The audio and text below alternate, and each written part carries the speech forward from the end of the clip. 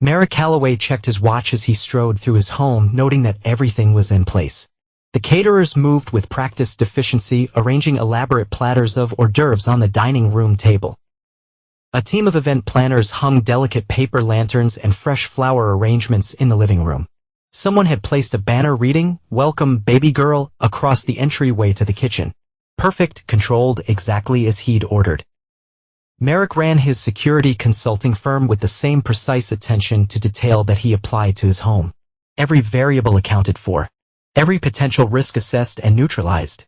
His clients, wealthy individuals and corporations across Colorado, paid premium rates for his expertise. They knew that Merrick Calloway left nothing to chance. That he paused at the window overlooking his manicured backyard. The perfect green lawn stretched out to the fence line, interrupted only by a collection of white chairs arranged in a semicircle. Beyond the fence lay other equally perfect homes in their affluent Denver neighborhood. From the outside, the Calloway estate was indistinguishable from the others and another testament to success, wealth, and the American dream. Merrick straightened his tie, catching his reflection in the window glass. At 38, he maintained the physical discipline that had been instilled in him during his military service. His dark hair was cut short. His jawline remained sharp. And his shoulders still filled out his tailored suit jacket with the same precision as his dress uniforms once had. That Merrick turned to find his 12-year-old son standing in the doorway. Knox had inherited Merrick's analytical eyes, but had his mother's gentler features.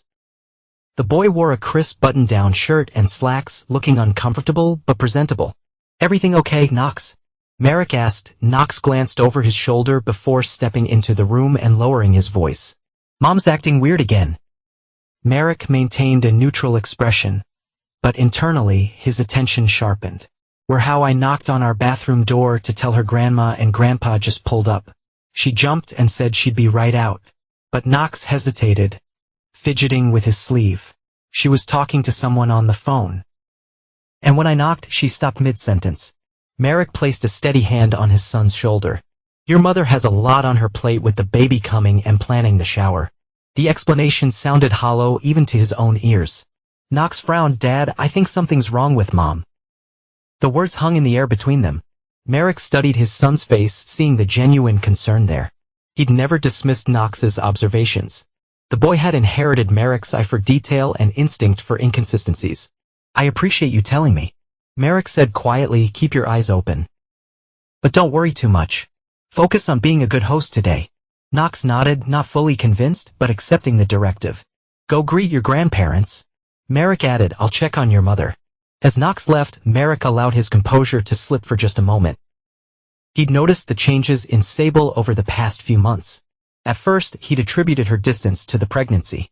Hormones, discomfort, natural anxiety about having another child after 12 years, but the small inconsistencies have begun to stack up like evidence in a case file. Late-night drives, hush phone conversations, her increasingly protected behavior with her phone, small cash withdrawals that didn't match her usual spending patterns.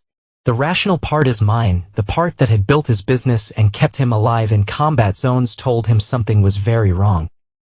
The emotional part that he kept carefully contained wanted to believe there was an innocent explanation. Merrick climbed the stairs to the master bedroom, his footsteps silent on the plush carpet. The bathroom door was closed, but he could hear Sable's voice from inside, still on the phone. "Not now," she whispered urgently. "I can't talk, everyone's arriving." "No, of course not. He doesn't suspect anything." Merrick's hand froze inches from the door. "He doesn't suspect anything." The words hit him with physical force, confirming what he'd begun to piece together. He stepped back silently, processing this new information with clinical detachment. Sable had always been beautiful, charming, and socially adept in ways Merrick was not. At 33, even 7 months pregnant, she turned heads. Her laugh drew people in. Her ability to make anyone feel special had been what attracted Merrick to her initially, he who had always held people at a distance. Now he wondered if it had all been calculation rather than genuine warmth.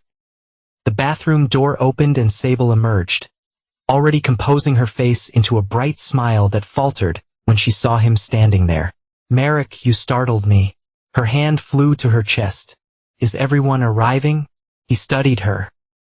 The emerald green maternity dress accentuated her pregnant belly and contrasted with her auburn hair, which had been styled in loose waves. Her makeup was flawless, as always. To anyone else, she would appear to be the picture of maternal radiance. But Merrick noticed the tension around her eyes, the slight tremble in her hand as she tucked her phone into her clutch purse. "Your parents just got here," he said evenly, Knox is greeting them. "Oh, I should get down there." She moved to step past him. Merrick remained in place, watching her carefully. "Is everything okay, Sable?" She blinked, her smile not quite reaching her eyes. "Of course. Why wouldn't it be? Just pre-party jitters. You tell me if something was wrong, wouldn't you?" he asked, keeping his tone neutral. "Don't be silly." She reached up to straighten his tie, her fingers brushing against his neck. "Everything is perfect, just as we planned." She kissed his cheek and slipped past him, the scent of her perfume lingering in the air. Merrick watched her descend the stairs, greeting her parents with enthusiastic hugs and exclamations. "Everything is perfect, just as we planned." Merrick knew a tactical deception when he saw one dot over the next week.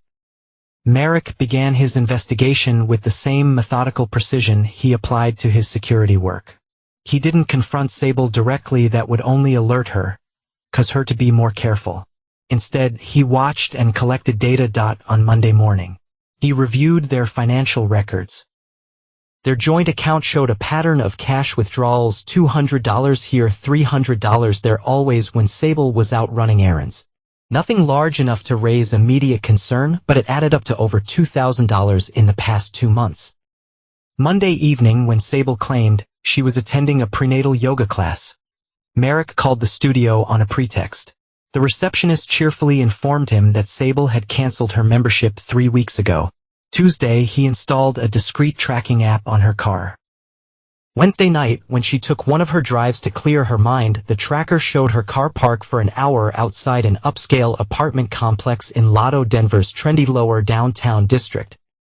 Thursday, while Sable was at her weekly hair appointment, Merrick accessed their cell phone records, multiple calls to the same unidentified number, often late at night or during the middle of the day when he was at work. Each discovery was a small cut, but Merrick compartmentalized the pain, focusing instead on building his case. On Friday afternoon, while Sable was out shopping for last-minute items for the baby shower, Merrick sat in his home office staring at the evidence laid out before him. The pattern was clear, but he still lacked definitive proof. Without that, there was always the slim possibility of an innocent explanation that a knock at the door interrupted his thoughts. "Come in," he called quickly, minimizing the screens on his computer. Knox entered carrying his backpack from school. "Hey, Dad, how was school?"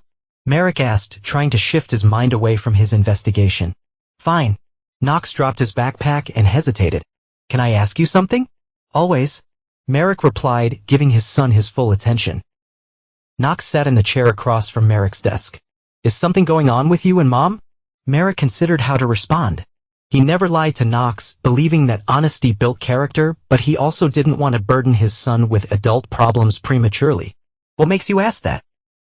he countered. Knox shrugged. "You're both acting weird. You're always watching Mom when she doesn't notice, and she's always checking her phone and jumping when it rings." Merrick nodded slowly. "I've noticed some changes in your mother's behavior. I'm trying to understand what's happening." "Is she sick?" Knox asked, worry flickering across his young face. "No," Merrick assured him, "but there may be something she's not telling us." Knox absorbed this, his expression thoughtful, like a bad secret, perhaps, Merrick acknowledged. "But until I know for certain, I'd prefer to withhold judgment." "If Mom has a secret, I want to help you find out what it is," Knox said with sudden determination. "I notice things too." Merrick studied his son. He'd always treated Knox more like a young adult than a child, encouraging independence and critical thinking. Now he saw the result of that approach, a perceptive young man with a strong sense of loyalty. "All right," Merrick said, "keep your eyes open, but be discreet. Don't confront your mother or act differently around her. Sometimes observation is our most powerful tool." Knox nodded seriously. "I could do that." A car door slammed outside, and Merrick glanced out the window to see Sable unloading shopping bags from her car. "Your mother's home," he said. "Remember discretion." Knox gave a small, solemn salute before grabbing his backpack and heading out. The boy was sharp, sharper than Merrick had been at that age. He'd need to be careful not to allow Knox to become too entangled in the situation, but having another set of observant eyes might prove valuable.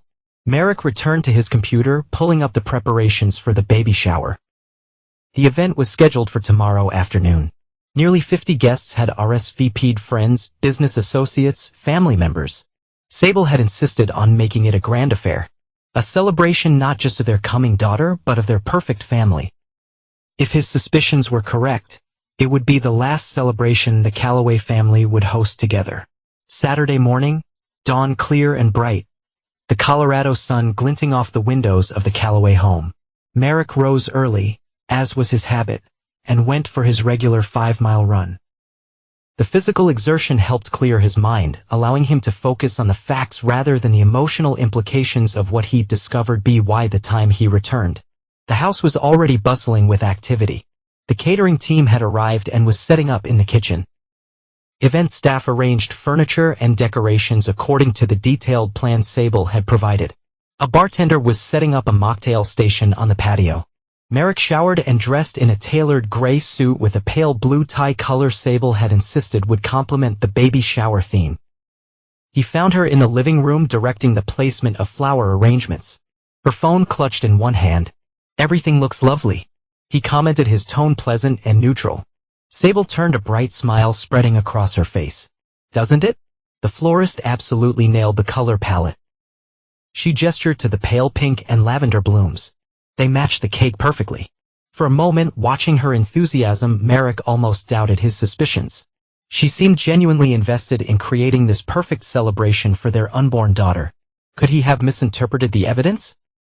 Then her phone buzzed and he caught the flash of alarm in her eyes before she quickly silenced it without checking the screen. "Where's Knox?"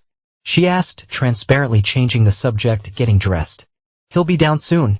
Merrick moved closer, resting his hand lightly on her lower back. "Can I get you anything before the guests arrive?" "No, I'm fine," she said, subtly shifting away from his touch. "I should check on the caterers." As she walked away, Merrick noted how she glanced at her phone, typing a quick message before disappearing into the kitchen. Another piece of evidence. The first guests began arriving at 2 o'clock. Sable's parents, Martin and Elaine Thompson, were among the earliest, bringing an elaborately wrapped gift and enthusiastic hugs. They had always adored Merrick, praising Sable for finding such a stable, successful man after what they called her wild years in college. "There's our son-in-law." Martin clapped Merrick on the shoulder. "How's business?" "Strong," Merrick replied with a polite smile.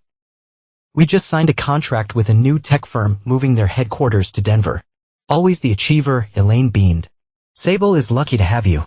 More guests filtered in, Sable's friends from her various social circles.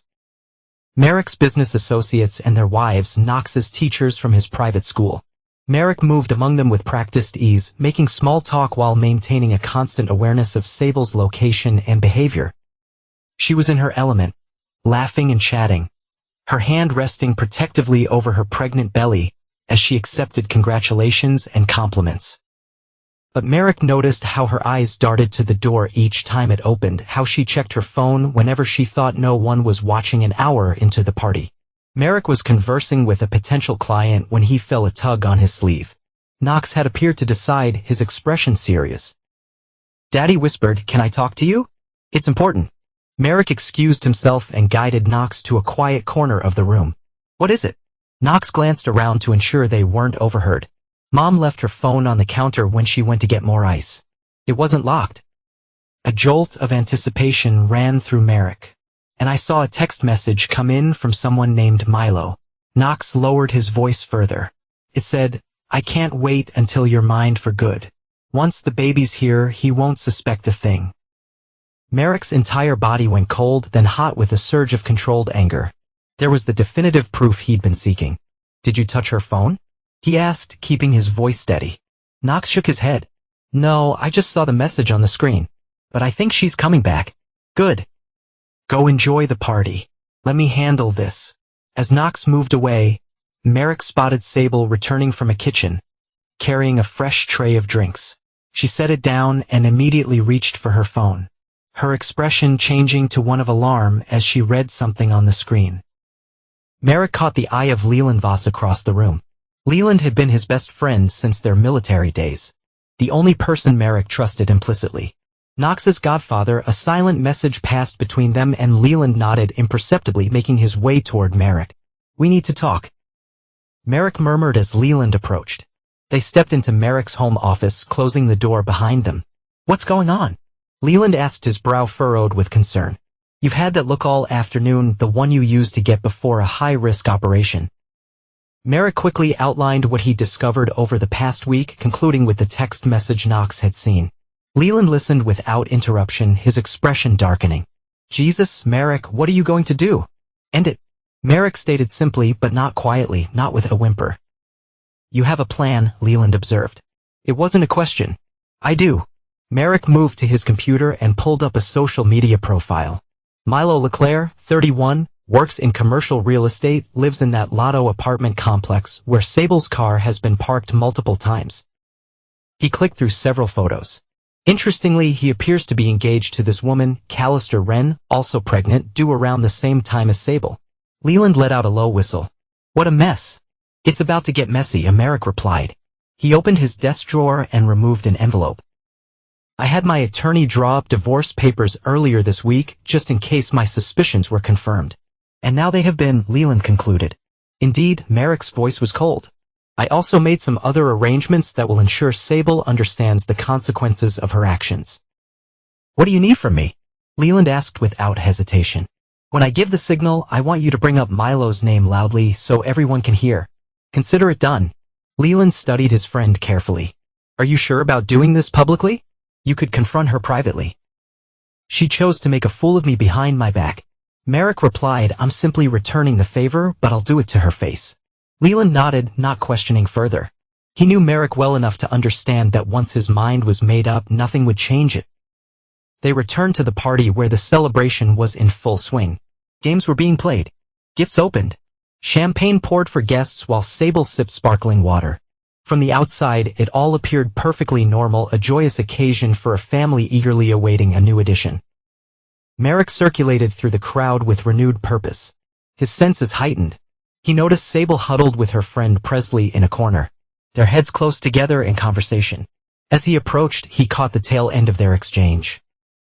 "Some secrets are better left undiscovered, right, Sable?" Presley said with a smirk, raising her champagne glass in a small toast. Sable giggled nervously but froze when she locked eyes with Merrick over Presley's shoulder. Something in his expression must have alarmed her because her smile faltered. "Everything all right?" he asked pleasantly, watching her face for any sign of guilt. "Yes, of course," she replied too quickly.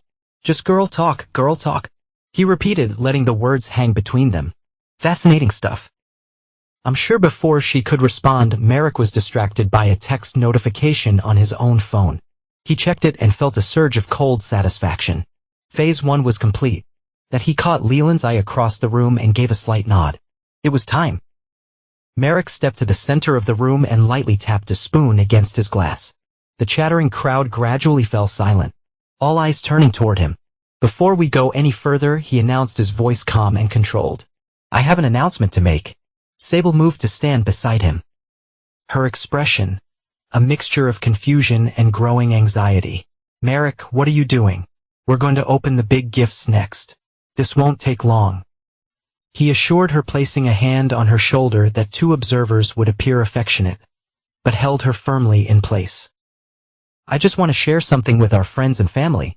The room had gone completely silent now, guests exchanging curious glances. Merrick reached into his pocket and withdrew his phone. "I've recently discovered something interesting," he continued in the same pleasant tone, "something I think everyone here should know." He felt Sable tense beneath his hand. "Merrick," she whispered urgently, "whatever this is, can it wait until after the party?" "No," he replied simply, "it can't." He held up his phone, displaying the screenshot Knox had taken of Sable's message from Milo. "My wife has been having an affair." A collective gasp rippled through the room. Sable's face drained of color. The text message reads, and I quote, "I can't wait until you're mine for good. Once the baby's here, he won't suspect a thing." Merrick's voice remained steady, betraying none of the rage burning inside him. "Curious phrasing, isn't it?" Sable's hand flew to her mouth. "Merrick, please." "Sable," he cut her off, turning to face her directly. "How long have you been making a fool out of me?" She stammered, unable to form a coherent response. Across the room, Merrick could see her parents' expressions shifting from shock to disgust. Martin Thompson's face had hardened into a mask of disapproval while Elaine pressed a trembling hand to her chest. "I don't understand." One of Sable's friends murmured loudly, "Who was she having an affair with?" And there was Leland right on cue, stepping forward with a mocking smile. "Milo? Who the hell is Milo, Sable?" He paused for effect. "Oh, wait. Maybe we should ask him in person." At that exact moment, the doorbell rang. The timing was perfect, almost theatrical in its precision. Merrick had planned it this way. "That must be him now," Merrick said, his smile not reaching his eyes. "I took the liberty of inviting him to join our celebration." "What?" Sable gasped, her face ashen. "No, Merrick, you didn't." "I did." He stepped away from her, moving toward the entryway. "I thought it was only fair that he be included in this family moment, given his involvement." The room erupted in hushed whispers as Merrick answered the door. Standing on the threshold was a tall, athletically built man with dark hair and a hesitant smile. Milo LeClaire, looking exactly like the photos Merrick had found online. "Hi, I got a text." Milo began, then stopped short as he took in Merrick's expression. "You must be the man of the hour," Merrick said, extending his hand. "Please come in. Everyone's eager to meet you." Confusion flickered across Milo's face as he reluctantly shook Merrick's hand and stepped inside. The moment he entered the living room and saw the crowd of people staring at him with a mixture of curiosity and judgment, his confident demeanor faltered. Then his gaze landed on Sable, who stood frozen in the center of the room, one protective hand over a pregnant belly. The color drained from his face as understanding dawned. "Sable? What's going on?" he asked, his voice barely audible in the tense silence. She tried to move toward him, but Merrick blocked her path with one hand. "Stay where you are," he commanded quietly. "Merrick, please," she begged. "Not like this." "Not like what?" he asked coldly. "Not publicly. Not honestly. You prefer deception and lies." Sable's eyes filled with tears. "I can explain." "I'm sure you can." Merrick cut her off. "You've always been good with words, Sable. Good at saying exactly what people want to hear." The doorbell rang again, causing everyone to turn toward the entrance once more. Merrick's smile grew colder. "Ah," he said, "our final guest has arrived." We opened the door this time. A young woman with honey blonde hair stood on the porch, confusion evident on her face. Callister Wren, Milo's fiancée, was strikingly beautiful even in her obvious state of pregnancy. Her baby bumped prominent beneath her floral dress. "I received a text saying Milo needed me urgently," she explained, brow furrowed. "Is everything okay? Why don't you come in and see for yourself?" Merrick suggested, stepping aside to allow her entry. Callister hesitated but followed him into the living room. The moment she spotted Milo standing near Sable, her expression shifted from confusion to suspicion. "Milo, what's going on? Why are you here?" Her gaze darted between Milo and Sable, then to Sable's pregnant belly, which mirrored her own. A terrible understanding began to dawn in her eyes. Milo stammered. "I can explain." "How could you do this?" Callister asked, her voice trembling as the pieces fell into place. She took a step toward him, hands clenched at her sides. "All this time, while I've been planning our wedding, planning our future, it's not." Milo began, but was cut off by the sharp crack of Callister's palm, connecting with his cheek. The slap echoed through the silent room. Milo raised a hand to his reddening face, shock written across his features. "You're having a baby with her," Callister demanded, tears streaming down her face now. "Were you ever going to tell me? Or were you planning to juggle two families indefinitely?" Milo opened and closed his mouth, no coherent explanation emerging. "I said it was complicated." Callister laughed bitterly. "That's what you call this?" Across the room, Sable had sunk to her knees, sobbing openly. "Please," she whimpered. "Merrick, I made a mistake." Merrick looked down at her, his expression unchanging. "A mistake is forgetting to turn off the oven," he replied coldly. This was deliberate betrayal." He reached into his jacket and withdrew the envelope containing the divorce papers. "You'll be hearing from my lawyer first thing Monday morning. I've taken the liberty of having these prepared in advance." He dropped the envelope at her feet. Sable stared at it, her makeup streaked with tears. The perfect image she had cultivated for so long now completely shattered. Everyone, Merrick addressed the stunned guests. I apologize for the unconventional end to our celebration. Please feel free to take some food and drinks with you as you leave. The room remained frozen for a long moment before people began to move, grabbing coats and purses in awkward silence. No one spoke to Sable as they filed past her still kneeling form. Her parents approached Merrick instead. We had no idea. Martin said stiffly. I want you to know that. Of course not. Merrick replied. None of us did. That was the point. Elaine touched his arm gently. What about the baby? That, Merrick said with finality, is no longer my concern. As the last guest departed, only 5 people remained in the Calloway living room. Merrick, standing tall and composed. Leland positioned supportively at his friend's side. Knox, watching from the staircase with wide eyes, and Sable and Milo, separated from each other, yet equally trapped in the devastation they had created. What happens now? Milo finally asked, breaking the heavy silence. Merrick gave him a cold smile. Now you deal with the consequences of your actions. Both of you, outside. The perfect Colorado afternoon continued, sunshine streaming through the windows onto the abandoned baby shower decorations and half-eaten cake.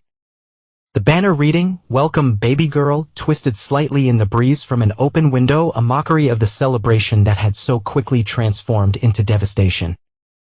In the aftermath of the baby shower, the Calloway home felt like a battlefield after the guns had fallen, silent damage everywhere. The air still thick with tension. Merrick stood in his office, phone to his ear, voice low and controlled as he spoke with his attorney. Yes, I want to expedite everything, he said. No delays, no negotiations. She gets nothing beyond what's legally required. Through the window, he could see Sable in the driveway, sitting in her car, but making no move to start the engine. She'd been there for nearly 30 minutes, occasionally wiping tears from her face. Calculating her next move, no doubt. What about custody of your son? The attorney asked. Full custody to me, Merrick replied without hesitation. No discussion. Any unborn child. Merrick's jaw tightened. DNA testing will be required. Until then, I make no claims or commitments. Understood, the attorney said. I'll have everything ready for Monday morning. As Merrick into the call, he noticed Leland leaning against the doorframe, arms crossed over his chest. You're not messing around, Leland observed.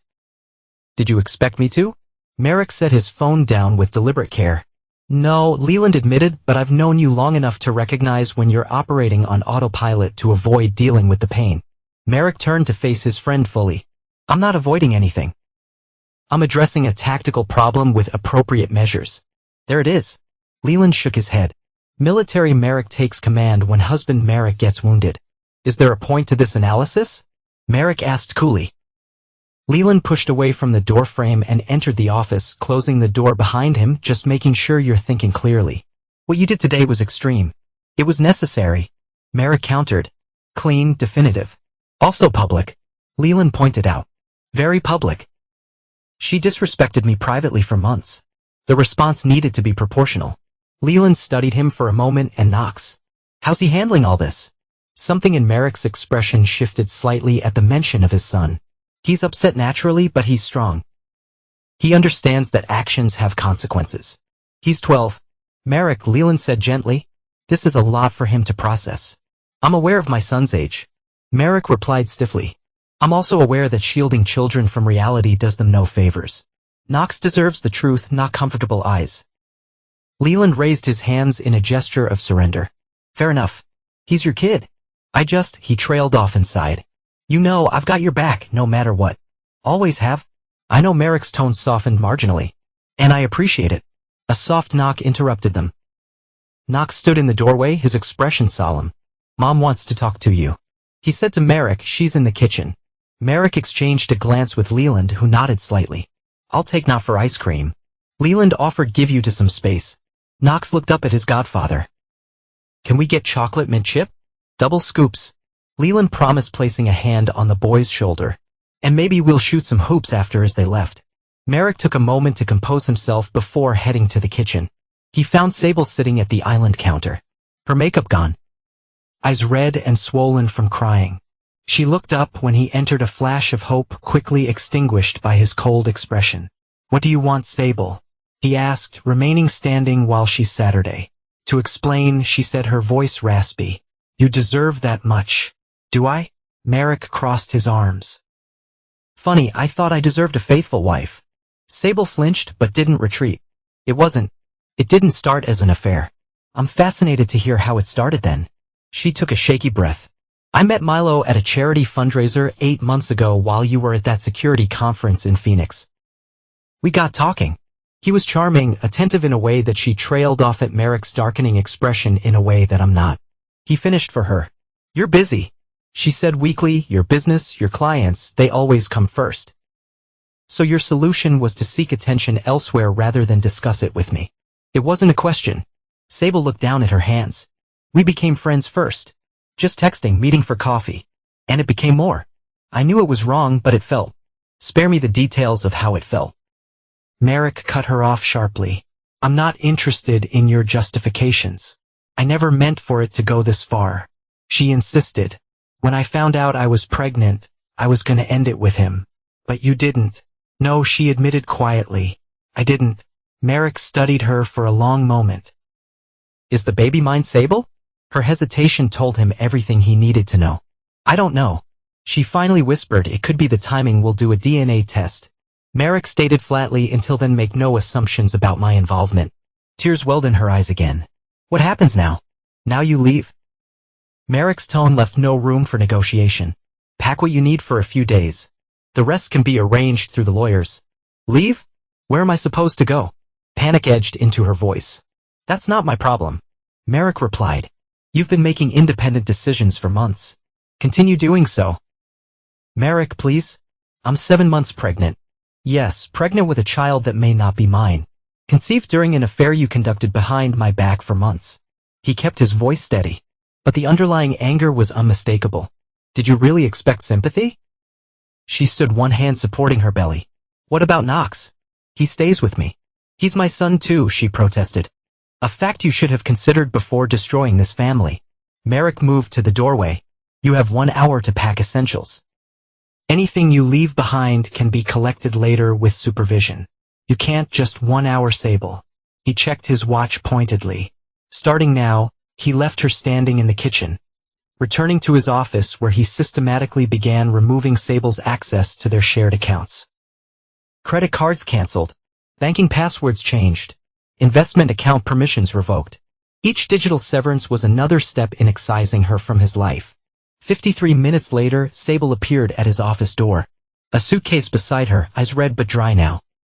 I like to say goodbye to Knox, she said stiffly. He's not here.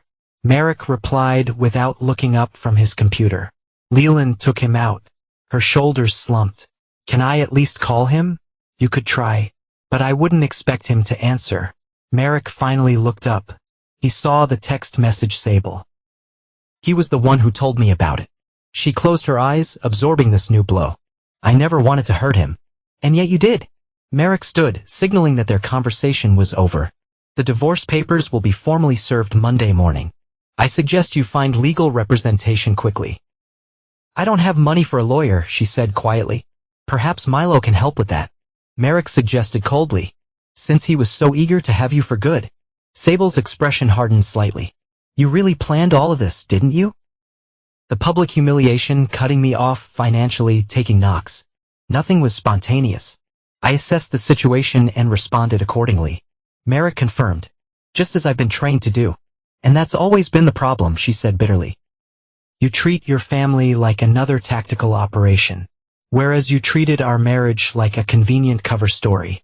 Merrick stepped around his desk. Your hour is up, Sable. She stared at him for a long moment, searching for any crack in his resolve. Any hint of the man she had married 13 years ago. Finding none. She finally nodded once. Goodbye, Merrick. He didn't respond, simply watching as she wheeled her suitcase toward the front door. Only when he heard it closed behind her did he allow himself to sit. The tight control he'd maintained all day, wavering slightly on his desk, set a framed photo of their family, Merrick, Sable, and Knox at the boys' school graduation last year. They were smiling, Merrick's arm around Sable's waist, Knox proudly holding his certificate. The perfect family, the perfect lie. With one swift movement, Merrick turned the frame face dash down.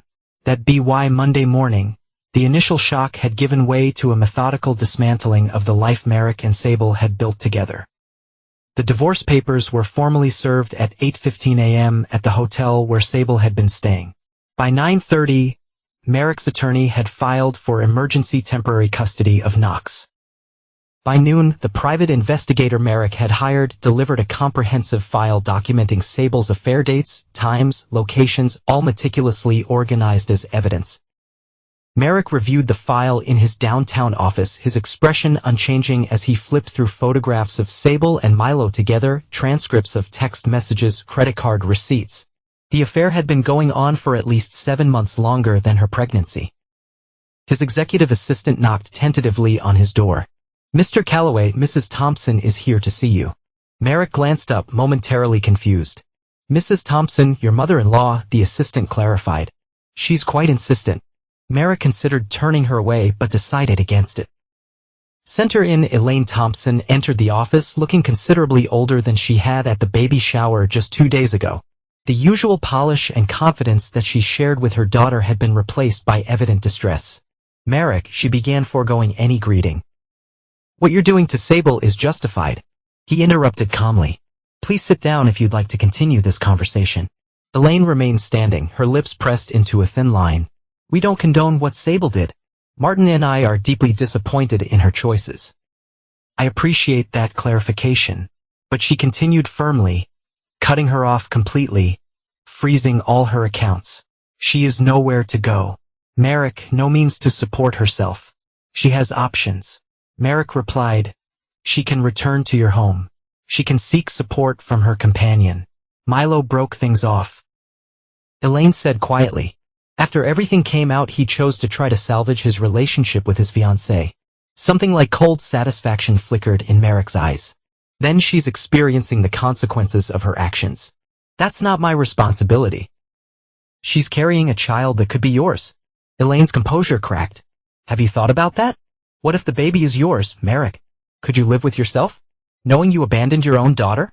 "I've already arranged for DNA testing," Merrick replied evenly. "If the child is mine, I'll fulfill my legal obligations. Nothing more." Elaine stared at him, shock evident in her expression. "You're a different man than I thought you were." "No," Merrick shook his head slightly. "I'm exactly the man I've always been." Sable simply chose to ignore it when it was convenient for her. Elaine gathered her purse, preparing to leave. "Sable made terrible mistakes," she said, her voice was very slow. "But this calculated cruelty. I never expected it from you." "It's not cruelty, Mrs. Thompson. It's consequence." Merrick stood, signaling the end of their meeting. "I'll have my assistant show you out." After she left, Merrick returned to the file on his desk, continuing his methodical review of the evidence. Each photograph, each transcript, each receipt was another confirmation that the betrayal had been deliberate, prolonged, and carefully concealed. He was so absorbed in his task that he almost missed the text message from Knox's school. Opening it, he frowned at the brief message. "Please contact the office regarding an incident involving Knox Calloway." Merrick immediately dialed the school's number. "Mr. Calloway," the principal said when she came on the line, "thank you for calling promptly. I'm afraid there's been an incident with Knox today." "What kind of incident?" Merrick asked, already reaching for his car keys. "He was involved in a physical altercation with another student. According to witnesses, the other boy made a comment about Knox's mother, and Knox responded by punching him." Merrick closed his eyes briefly. "Is the other student injured?" "Minor bruising," the principal replied, "but our zero-tolerance policy on physical violence means that Knox will need to be picked up immediately and suspended for the remainder of the week." "I understand," Merrick said. "I'll be there in 20 minutes."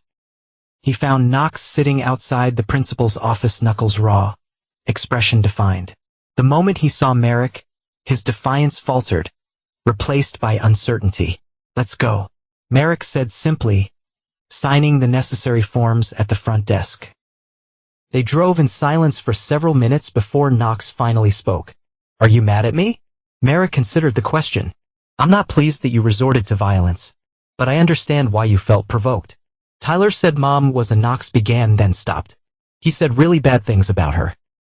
Things he heard his parents say." "Word travels fast," Merrick observed grimly. "I couldn't just let him talk about Mom like that." Knox insisted. Merrick glanced at his son. Even though you're angry with her. Knox stared out the window, conflicted emotions playing across his young face. Yeah, I'm really mad at her. But she's still my mom. The simple statement hit Merrick with unexpected force. Despite everything, despite the betrayal and the hurt, Knox still felt protective of Sable. It was a complexity of emotion that Merrick himself couldn't or wouldn't allow. I understand, he said finally, but there are better ways to handle situations like that. Violence should be a last resort, not a first response. What was I supposed to do? Tell a teacher? Knox asked skeptically. You could have walked away. Merrick suggested, not giving him the satisfaction of getting a reaction. Knox considered this. Would you have walked away? If someone was saying those things about someone you cared about, the question was surprisingly perceptive, forcing Merrick to confront his own hypocrisy. We have walked away. No, he would have handled it differently. But with no less finality than Knox had. At the fair point, he acknowledged. But I'm an adult with different resources at my disposal. You're still learning how to navigate complex situations. I hate that everyone's talking about us. Knox said quietly. About Mom and what happened? People will always talk, Merrick replied. What matters is how we conduct ourselves. Is Mom ever coming back home? Knox asked, the question hanging heavy between them. No, Merrick answered truthfully. The divorce proceedings have begun. Your mother and I won't be reconciling. Knox nodded slowly, absorbing this confirmation of what he already knew. Where's she staying? At a hotel for now. Merrick didn't see any reason to shield Knox from the reality of the situation. Can I see her? Merrick tightened his grip on the steering wheel, unexpected anger flaring at the request. He took a breath, forcing the emotion down. If you want a yes, I won't prevent you from seeing your mother. Do you hate her? Knox asked, watching Merrick's face carefully. It would be easy to say yes, to nurture that hatred, to let it burn away any remaining sentiment. But Merrick prided himself on precision, on accuracy. No, he said finally, I don't hate her. I'm angry. I'm disappointed. I feel betrayed. But hatred requires continued emotional investment, and I'm not willing to give her that. Knox seemed to consider this response carefully. That's kind of cold. That it's honest, Merrick corrected. And in time, you'll understand that emotional clarity is valuable, especially in difficult situations. They pulled into the driveway of their home, a home that already felt different without Sable's presence. Knox grabbed his backpack and started toward the door, then paused. Dad, what's going to happen with the baby? My sister. The question caught Merrick off guard. He'd been so focused on the legal and financial aspects of the divorce, on ensuring Sable could not claim any part of what he'd built, that he'd compartmentalized the reality of the unborn child. We don't know if the baby is related to us, he said carefully. But what if she is not pressed? What if she's my half-sister? Why get to know her? Merrick studied his son, seeing the genuine concern in his expression. If the DNA test confirms that I'm the father, we'll address that situation appropriately. That's not really an answer, Knox pointed out. It's the answer I have right now. Merrick replied, some things have to be decided one step at a time. Knox didn't look satisfied, but he nodded and went into the house. Merrick remained in the car for a moment longer, considering his son's questions. The unborn child complicated matters significantly. If the baby was his, he would have legal obligations. But could he truly separate those from the betrayal that surrounded the pregnancy? His phone rang, interrupting his thoughts. It was his attorney. We got a problem, the attorney said without preamble. Sable's found representation. Jennifer Krakowski. Merrick recognized the name immediately. Krakowski was a high-profile divorce attorney known for aggressive tactics and media savvy. How is she paying for Krakowski? Merrick asked. I cut off all financial access. That's the interesting part, the attorney replied. Krakowski's taking the case pro bono, claiming it's a matter of spousal injustice. She's already filing motions for temporary support, claiming you've left a pregnant woman destitute. She chose to have an affair, Merrick said coldly. Those are the consequences. Courts tend to be sympathetic to pregnant women, regardless of circumstances, the attorney warned. And Krakowski knows how to play to public sentiment. She's already talking about giving interviews.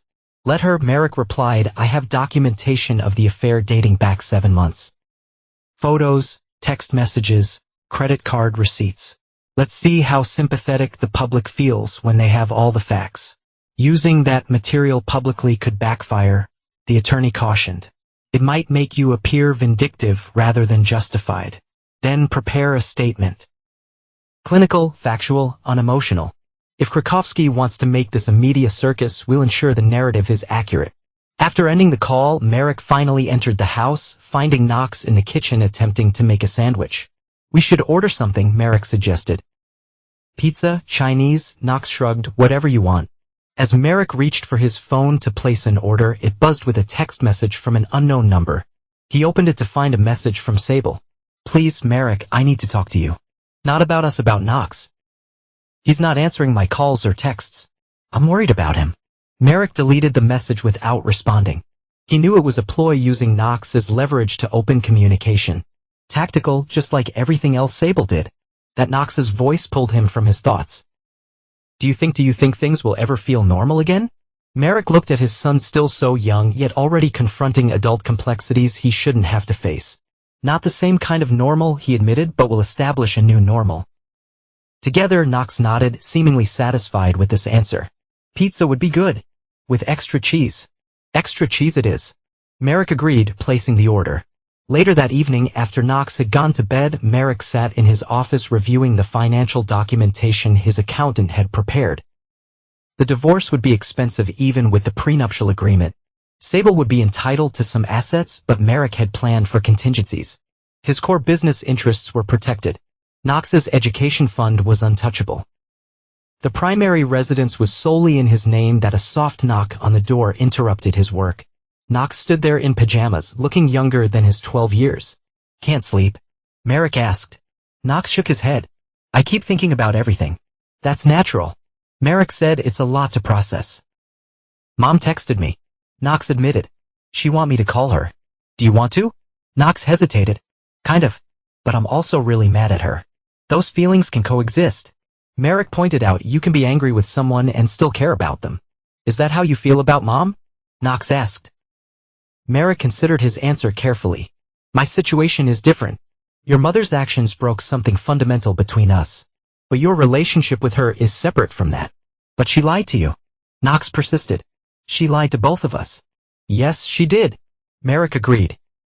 And you have every right to be angry about that. But she's still your mother. That connection doesn't simply disappear. Knox leaned against the doorframe. If I talk to her, will you be mad? No. Merrick assured him. Your relationship with your mother is your decision. Not mine. Okay. Knox seemed relieved. Thanks, Dad. As his son turned to leave, Merrick added. Knox? Just remember that people's words and actions don't always align. Listen to what your mother says, but pay attention to what she does. Knox nodded solemnly. Like you taught me, actions reveal truth more than words. Exactly.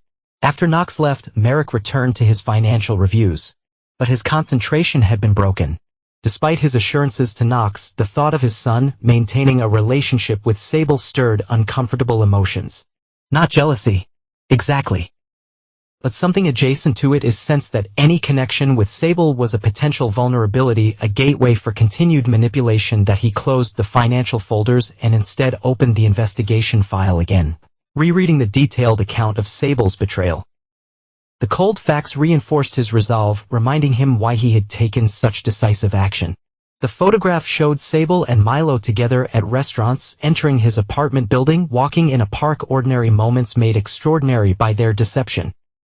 One image in particular caught his attention. Sable laughing, head thrown back, Milo watching her with obvious admiration. She looked happy, genuinely happy, in a way Merrick couldn't remember seeing recently in their marriage.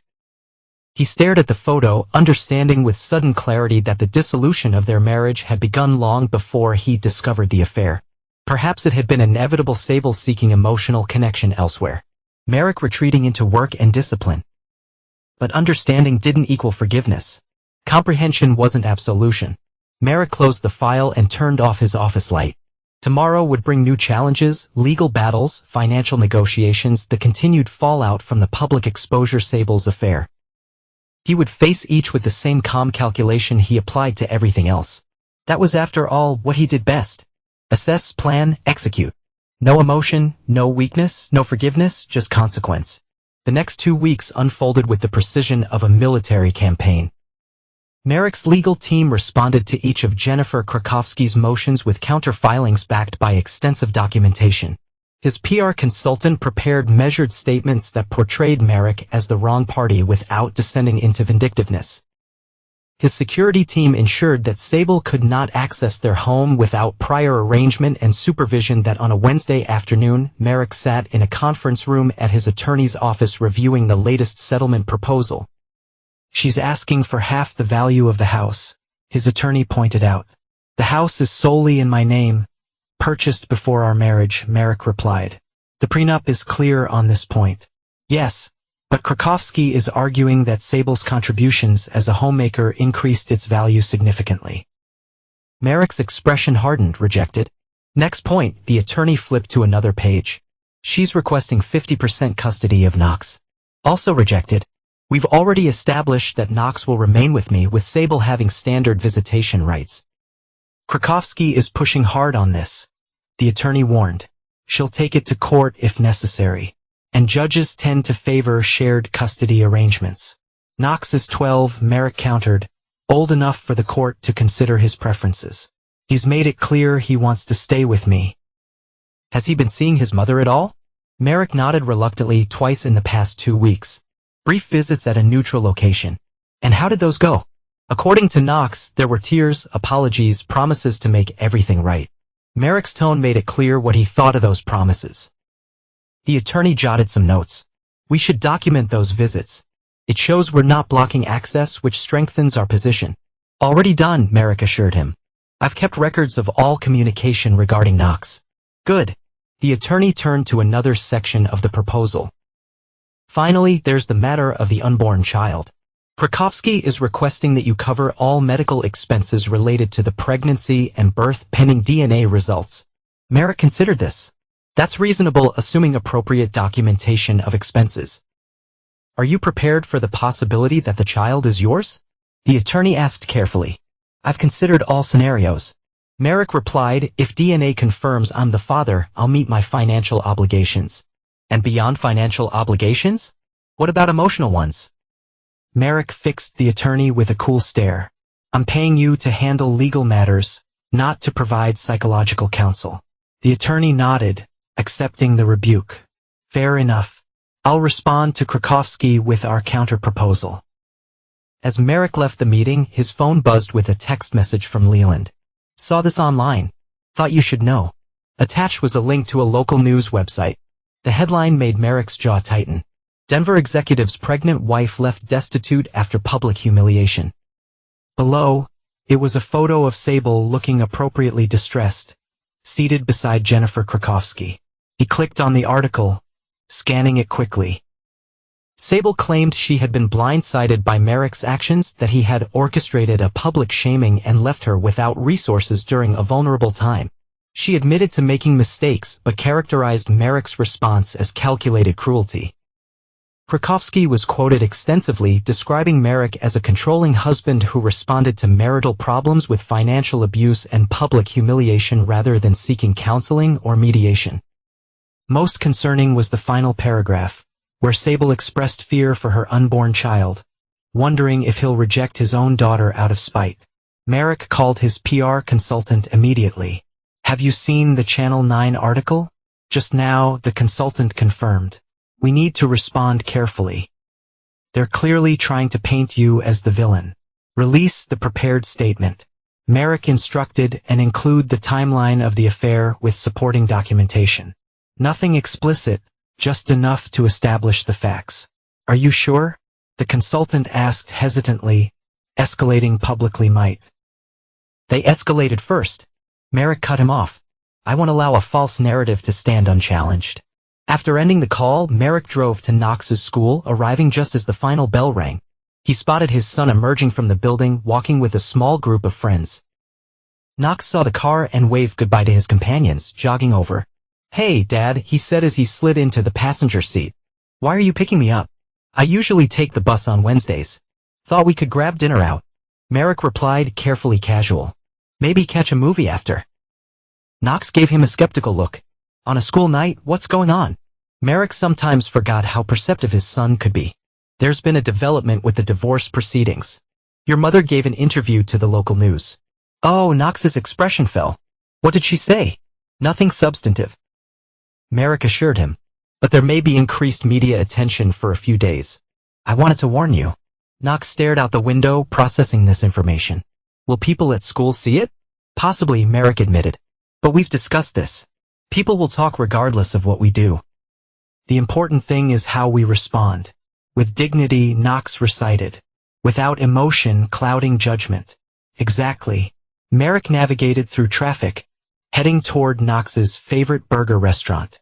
If anyone brings it up, you have my permission to say no comment and walk away. Knox managed a small smile at that. Like a movie star, better than punching them, Merrick observed dryly, referencing the earlier school incident. Yeah, that didn't work out so great. Knox acknowledged after a pause. He added, I'm seeing Mom tomorrow after school, right? If you still want to, Merrick confirmed, careful to keep his tone neutral. I do. Knox fiddled with his backpack strap. She keeps asking about the baby, whether you're going to want to be involved if it's yours. Merrick's hands tightened imperceptibly on the steering wheel. What did you tell her that I didn't know?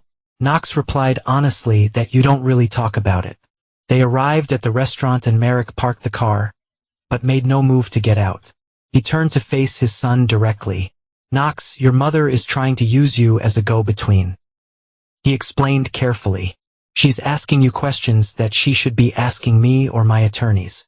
I know, Knox said quietly, but I also want to know the answers.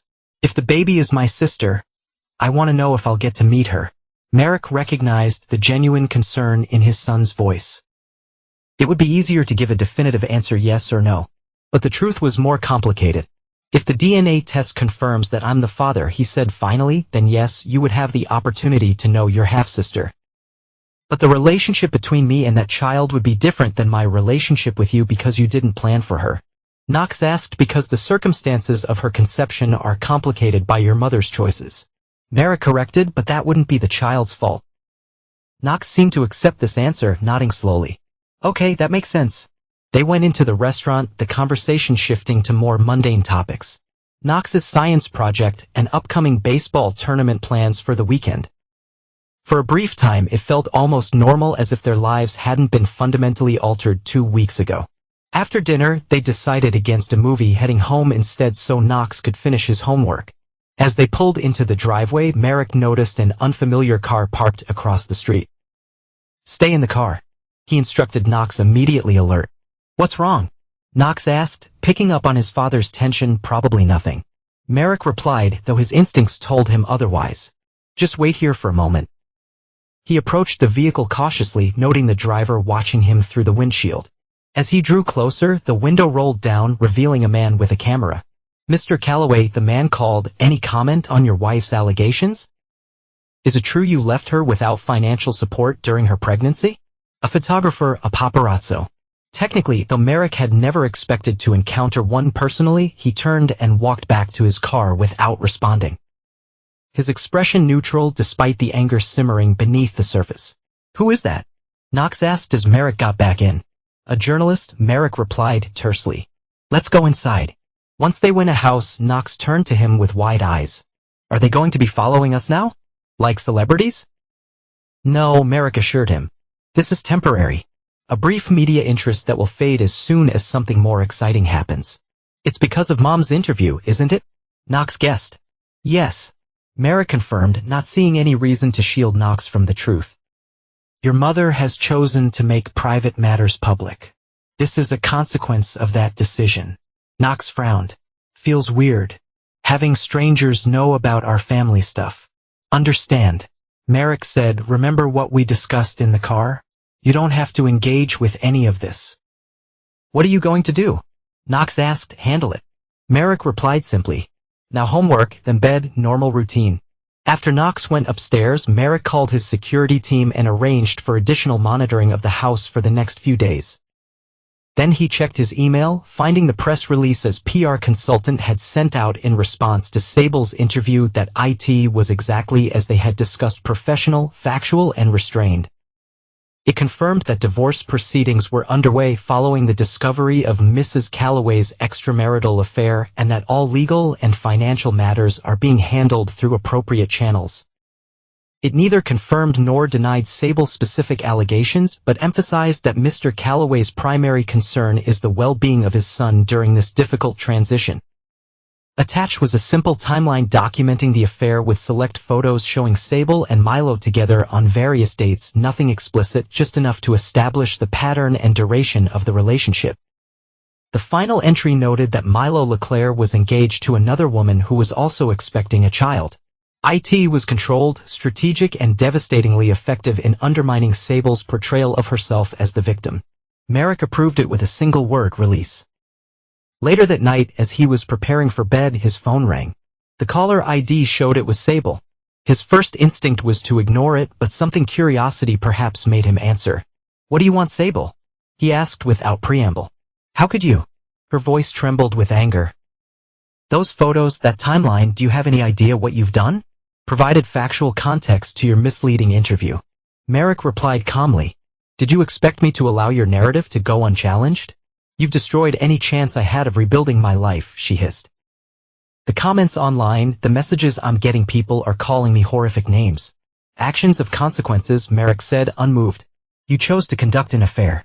You chose to give a public interview painting yourself as the victim. I simply responded with facts. What about our baby?" Her voice caught. "Have you thought about how this will affect her? When she's old enough to read these stories online, if the child is mine," Merrick replied coldly. "Then that's a concern we can address at the appropriate time. If not, it's a matter for you and Milo to handle." "Milo won't even speak to me," Sable admitted. Her voice small now. "Callista took him back, but only if he cut all contact with me." "That's unfortunate for you," Merrick observed, "but not my problem." "Where am I supposed to go?" she asked. "What am I supposed to do? I can't even get an apartment without income or references. You could start by dropping the excessive financial demands and the divorce proceedings." Merrick suggested my initial offer was fair. There was a long pause. "So that's it. This is blackmail. Drop my requests. Or you'll keep releasing damaging information." "Not blackmail," Merrick corrected. "Consequence. You escalated this situation by taking it to the media. I responded in kind. The next move is yours." He ended the call before she could reply, turning off his phone for good measure. Sable had always been skilled at emotional manipulation. It was part of what had made her so socially adept, so charming in business settings. But those tactics no longer worked on him. The woman he had trusted, had built a life with, had been revealed as a carefully constructed facade. That night, Merrick dreamed of the baby shower again, the moment when everything had shattered, when the perfect lie had been exposed for what it was. But in the dream, as he watched Sable collapse to the floor in tears, he felt not satisfaction, but a profound emptiness. As if something vital had been carved out of him along with his marriage, he woke it on. The dream still vivid. For a brief, disorienting moment, he expected to feel Sable's presence beside him in bed. Instead, there was only empty space, a physical manifestation of the void her betrayal had created. Merrick rose and went for his run, pushing his body harder than usual, as if he could outpace the lingering unease from the dream. By the time he returned, showered, and prepared breakfast for Knox, he had locked those feelings away again, restoring his emotional equilibrium. The paparazzo was gone from the street, but Merrick knew better than to assume the media interest had faded completely. He drove Knox to school, reminding him again to avoid engaging with any questions about the divorce. "I know, Dad," Knox said with the exaggerated patience of a preteen. "No comment. Walk away. Dignity above all." "Smart kid," Merrick replied with a slight smile, the first genuine one in days. Knox hesitated before getting out of the car. "I'm still seeing Mom after school today, right?" "If that's what you want," Merrick confirmed. "It is," Knox said. "She sounded really upset on the phone yesterday." "That's understandable." Given the circumstances, Merrick kept his tone neutral, careful not to influence Knox's perception of his mother despite his own feelings. "Are you okay with me going?" Knox asked, watching his father's face carefully. "Your relationship with your mother is separate from mine," Merrick said, repeating what he told Knox earlier. "I won't stand in the way of that." Knox nodded, seemingly satisfied, and headed into the school building. Merrick watched him go, admiring his son's resilience in the face of such turmoil. Knox had always been adaptable. Pragmatic qualities Merrick had deliberately fostered in him from an early age. To the office, Merrick found his executive assistant fielding an unusual number of calls. They're all about the news story. She explained apologetically, reporters mostly, but also some clients concerned about how this might affect their security contracts. Transfer any client calls to me directly, Merrick instructed. Tell the reporters no comment and take messages from the clients who don't need immediate attention. He spent the morning reassuring key clients that his personal situation would not impact his business operations or their security arrangements. Most were understanding, a few awkwardly sympathetic, but none threatened to pull their contract to testament to Merrick's professional reputation. That mid-afternoon, his attorney called with unexpected news. Krakowski just contacted me. They want to restart negotiations. Interesting timing, Merrick observed. After Sable's media strategy backfired, she's offering significant concessions, the attorney continued. She'll drop the claim for half the house value and accept the temporary support amount we initially proposed. And custody, Merrick asked. She's still pushing for joint legal custody, but is willing to accept that Knox's primary residence will be with you. She's asking for standard visitation rights, plus additional time during school breaks. Merrick considered this. What about the pregnancy expenses? Still requesting you cover those pending DNA results, which she's now willing to expedite. It was a substantial retreat from Sable's initial demands. The press release had clearly had the desired effect, forcing her to recognize her limited leverage, accept the revised terms on custody and support. Merrick decided. But I want the DNA testing done immediately, not after the birth. Non-invasive prenatal paternity testing is possible, the attorney confirmed. I'll add that as a condition. After the call, Merrick checked his watch, noting that Knox will be meeting Sable soon. A familiar unease settled in his chest at the thought of his son alone with her, vulnerable to whatever narrative she might present.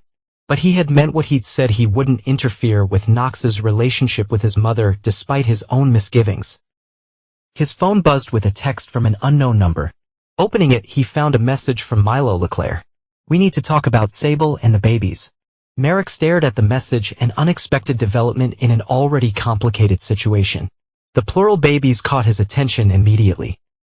He didn't respond right away, weighing the potential value of such a conversation against the risks of engaging with a man who had been Sable's. Finally, curiosity went out. When and where, he texted back. The response came quickly. Tonight, 8 p.m., the Wharf Bar downtown. I'll be there. Merrick confirmed, already calculating how this might affect the ongoing divorce proceedings. If Milo had information that could strengthen Merrick's position, it would be worth hearing him out. T 7:45 that evening. After ensuring Knox was settled with his homework and a trusted neighbor was available in case of emergency, Merrick arrived at the Wharf, a dimly lit establishment favored by downtown professionals. He spotted Milo at a corner table, nursing what appeared to be whiskey, his expression troubled. Merrick approached directly, not bothering with pleasantries. You wanted to talk. Milo looked up, tension evident in his posture. Thank you for coming. Please sit. Merrick took the chair across from him, studying the man who had been sleeping with his wife. In person, Milo appeared younger than in the photographs, his confident demeanor for an investigation file replaced by evident anxiety. What's this about? Merrick asked, declining the server's offer of a drink with a slight shake of his head. First, I want to apologize. Milo began, his voice low. What Sable and I did, it was wrong. Spare me. Merrick cut him off. I didn't come here for apologies. You mentioned babies plural. Explain. Milo took a large swallow of his drink. Callista and I are expecting twins. Due in August. Congratulations. Merrick replied dryly. But I fail to see why that matters to me. It matters because Sable knew. Milo continued. She knew Callista was pregnant with twins before he trailed off awkwardly before she got pregnant herself. Merrick finished for him. Are you suggesting this was deliberate on her part? Milo nodded uncomfortably.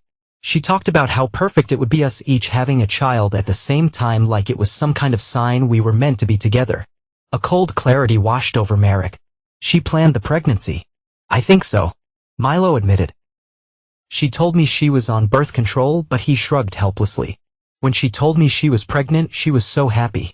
Said it was exactly what we needed to start our new life together. And yet here you are back with your fiancé. Merrick observed. Milo looked down at his drink. Callista gave me a second chance, but only under certain conditions. Complete transparency. No contact with Sable. Full commitment to our family. Why tell me this? Merrick asked, though he already suspected the answer. Because you deserve to know, Milo replied. And because there's more. Sable has been calling me constantly since your press release. Leaving messages. She's desperate. For what? Money, mainly a place to stay. Milo hesitated. She's threatening to tell Callista that I'm still in contact with her if I don't help her. Blackmail? Merrick noted with grim satisfaction. Further confirmation of Sable's character. She's scared. Milo said. Not exactly defending her, but explaining. She says you've left her with nothing, that no one will hire her because of the publicity. Actions have consequences. Merrick repeated the phrase he'd used with Sable. She made her choices. Milo nodded slowly. I know. I just thought you should have all the information before the DNA test. You think the child isn't mine. Merrick's hermist. I think Sable will say or do whatever serves her interests. Milo replied carefully. The timing of her pregnancy. It aligns more with when we were together than when she was with you. From what she told me, this was potentially valuable information, confirmation from Sable's lover that she had deliberately conceived a child as part of her exit strategy from her marriage. Merrick filed it away. Another piece of evidence to be used if necessary.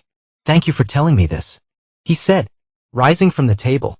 I assume Callista doesn't know about this meeting. No, Milo confirmed, looking uncomfortable. And I'd appreciate it staying that way. As long as you're willing to provide a formal statement to my attorney if required. Merrick countered. Milo hesitated, then nodded reluctantly. If it comes to that, yes. Merrick left without further discussion, the new information solidifying his resolve. He had been right to take decisive action. To cut Sable off completely. Her manipulation went deeper than he'd initially suspected, extending to the very conception of the child she now carried. When he arrived home, he found Knox waiting in the living room despite the late hour. Couldn't sleep? Merrick asked, setting down his keys. Knox shook his head. Wanted to talk to you about Mom. Merrick sat beside his son on the couch. What about her? She was really upset today. Knox said quietly. She kept crying, saying she is nowhere to go. That she might have to move back with Grandma and Grandpa in Boulder. That's an option available to her. Merrick pointed out neutrally. She said you're punishing her by cutting her off financially. Knox continued. That you're trying to break her. There was exactly what Merrick had feared. Sable using Knox as a conduit for emotional manipulation. Your mother and I have legal teams handling the financial aspects of our separation. Merrick explained carefully. There's a process being followed. But is it true? Knox persisted. Are you trying to make things harder for her on purpose? Merrick considered how to respond. He wouldn't lie to Knox, but he also needed to frame this situation in terms his son could understand without burdening him with adult complexities.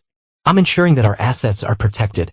He said finally, your mother's actions threatened what I've built for us for you. My priority is safeguarding your future. Knox frowned, processing this. But what about the baby? My baby sister? Aren't you worried about her future too? The question hit Merrick with unexpected force. Knox, with his 12-year-old perspective, had cut straight to the moral complexity that Merrick had been avoiding. The situation with the baby is complicated. Merrick said after a moment, until we know for certain if I'm the father, I'm focusing on what I know for sure, which is my responsibility to you. Knox didn't look entirely convinced, but he nodded. Mom, what would stay with her this weekend? At Grandma and Grandpa's house in Boulder, Merrick's immediate instinct was to refuse, but he checked himself. Is that what you want? Kind of. Knox admitted. I feel bad for her all alone. And I haven't seen Grandma and Grandpa much since everything happened. Merrick weighed the request. He didn't want Knox used as an emotional support for Sable. But he also recognized that maintaining those family connections was important for his son's well-being. All right, he agreed finally. But I'll drive you there and pick you up. And you call me if you need anything or want to come home early. Relief spread across Knox's face. Thanks, Dad. As Knox headed upstairs to bed, Merrick remained on the couch, contemplating the complexities of the situation. He had approached the divorce with the same tactical precision he applied to his security work, identifying vulnerabilities, neutralizing threats, protecting assets. But Knox's questions had highlighted a dimension he'd been compartmentalizing: the human cost. Not that it changed anything, Merrick reminded himself. Sable's betrayal had been calculated and prolonged. Her manipulation continued even now, using Knox and the pregnancy as leverage. The unborn child might be an innocent party, but that didn't negate the circumstances of its conception or Merrick's right to protect himself and Knox from further harm. His phone buzzed with an email from his attorney. Sable had formally agreed to the expedited DNA testing. The appointment was scheduled for the following Tuesday. One step closer to resolution. One step closer to finally severing the last ties that bound him to the woman who had betrayed him so completely. Merrick closed his eyes briefly, acknowledging a truth he had been avoiding. Part of him, a small, carefully contained part, had loved Sable. Despite his military training and disciplined approach to life, despite his careful emotional compartmentalization, he had allowed himself to be vulnerable with her. That vulnerability had been a mistake. When he would not repeat. 3 weeks later, Merrick stood in the empty living room of a newly purchased home in Denver's Washington Park neighborhood. Sunlight streamed through the large windows, illuminating hardwood floors and freshly painted walls. The house was smaller than their previous residence, but no less impressive, a modern, 3-bedroom property with a fenced backyard and proximity to Knox's school. "What do you think?" he asked as Knox wandered from room to room, inspecting their new home. "It's cool," Knox said, his voice echoing slightly in the unfurnished space. "Different but cool. Different is what we need right now," Merrick replied, watching his son carefully for signs of distress or uncertainty. But Knox seemed genuinely enthusiastic, especially when he discovered the basement rec room. "This would be perfect for a gaming setup." "We'll see," Merrick said, though he'd already planned to upgrade Knox's modest gaming system as a housewarming gift. The boy had handled the upheaval of the past month with remarkable resilience. And Merrick wanted to acknowledge that the divorce proceedings were progressing smoothly since Sable had accepted the revised terms. The DNA test results had come back 2 days ago, confirming what Milo had implied. Merrick was not the father of Sable's unborn child. The news had been both a relief and unexpectedly something of a loss, closing a door that Merrick hadn't realized he'd left partially open in his mind. Knox had taken the news with mixed emotions, disappointed at not having sister, but relieved that the situation was simpler now. "So the baby is definitely Milo's?" he had asked when Merrick told him yes. Merrick had confirmed, "which means your mother will need to address custody and support with him, not with us."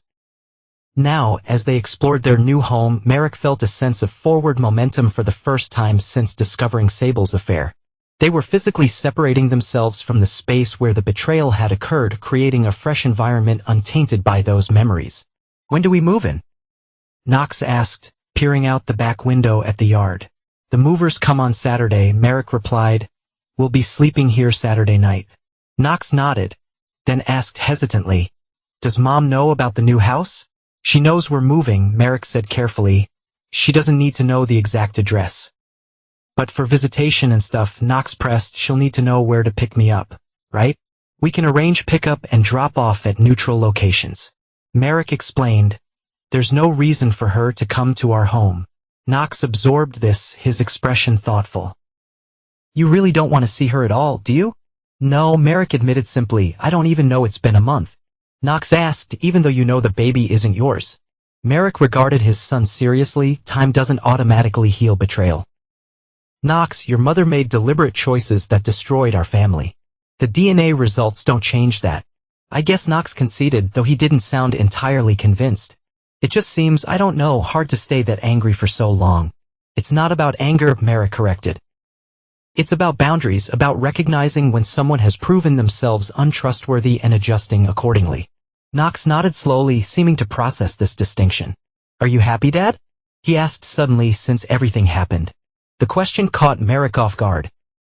Happiness wasn't a metric he typically applied to his own state of being: satisfaction in a job well done, pride in his son's accomplishments, relief when a security threat was neutralized. But happiness that seemed almost frivolous. "I'm content," he said. "Finally, we're rebuilding our lives, moving forward. That's what matters." Knox accepted this answer, turning his attention back to exploring the house. But the question lingered in Merrick's mind as they completed their tour and drove back to their current residence, where boxes were stacked in preparation for Saturday's move. Was he happy? He was free from Sable's deception. He had secured his assets and his relationship with Knox. By any objective measure, he had successfully navigated a potentially devastating situation. Perhaps happiness would come later, once the divorce was finalized and the last legal ties to Sable were severed. For now, contentment would have to suffice. Saturday arrived with clear skies and mild temperatures, perfect moving weather. Merrick supervised the movers with his usual efficiency, ensuring each labeled box went to the correct room in a new house. Knox helped with his own belongings, arranging his bedroom furniture according to a diagram he'd sketched earlier in the week. It'd be by late afternoon, the major pieces were in place. The kitchen was functional, beds were assembled, and the essential electronics were connected. Boxes remained to be unpacked, but the bones of their new home were taking shape. Pizza for dinner, Merrick suggested as the movers departed. Definitely, Knox agreed enthusiastically. We should eat on the patio. Ceremonial first meal and all that. They sat outside in the early evening light, pizza box between them. The suburban sounds of their new neighborhood creating a peaceful backdrop. I like it here, Knox declared between bites. It feels, I don't know, lighter. Merrick understood what his son meant. Their previous home, for all its impressive architecture and carefully selected furnishings, have been heavy with Sable's influence, her decorating preferences, her social aspirations reflected in every room. This house was simpler, more functional, designed around their actual needs rather than appearance. I agree, Merrick said, surprising himself with the admission. It suits us better. Knox's phone buzzed and he checked the screen before slipping it back into his pocket without responding. Your mother, Merrick guessed, noting Knox's slight tension. Knox nodded. She's been texting a lot today asking how the move is going. If I like the new place. And do you want to respond? Merrick asked, carefully maintaining his commitment not to interfere with Knox's relationship with Sable. Not right now. Knox said after a moment. I just want to enjoy our first night here, without thinking about everything else. Merrick felt a surge of pride in his son's maturity. That's a reasonable boundary to set. They finished their pizza, incompatible silence, then tackled a few more boxes before Knox declared himself exhausted and headed to bed. Merrick continued unpacking, finding the methodical task meditative after the chaos of moving day. He was organizing his home office when his phone rang. Leland's name appeared on the screen. How's the new place? Leland asked when Merrick answered. Suitable. Merrick replied, you should stop by tomorrow. See it for yourself. Will do. Knox settling in okay. Better than expected. Merrick confirmed. He seems to appreciate the fresh start. There was a brief pause before Leland continued, his tone shifting slightly. Heard anything from Sable? Not directly. Merrick said. She's been texting Knox throughout the day. But nothing to you. Leland pressed. Merrick frowned at his friend's tone. No, why should I have another pause longer this time? You haven't seen the news today. I'm guessing been a bit busy with moving. Merrick pointed out dryly. Sable was hospitalized this morning. Leland said carefully. Some kind of pregnancy complication. It was on the local news. Merrick absorbed this information, surprised by his own lack of emotional response. I see. Is it serious? Preeclampsia.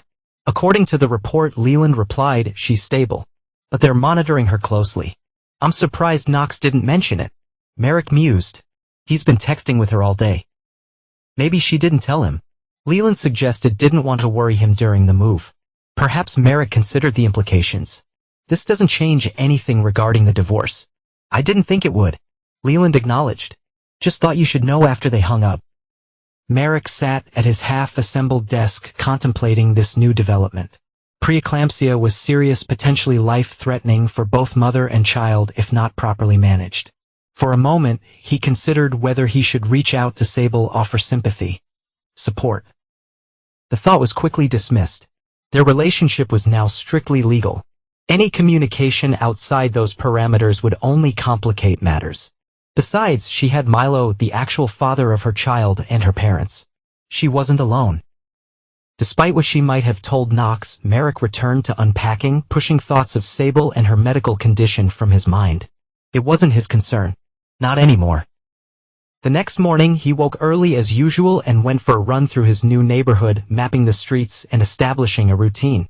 When he returned, Knox was already awake, making toast in the kitchen. Morning, Knox greeted him. I found the toaster. Good detective work. Merrick replied with a small smile. Sleep well? Yeah, actually. Knox said, sounding somewhat surprised. Better than I have in a while.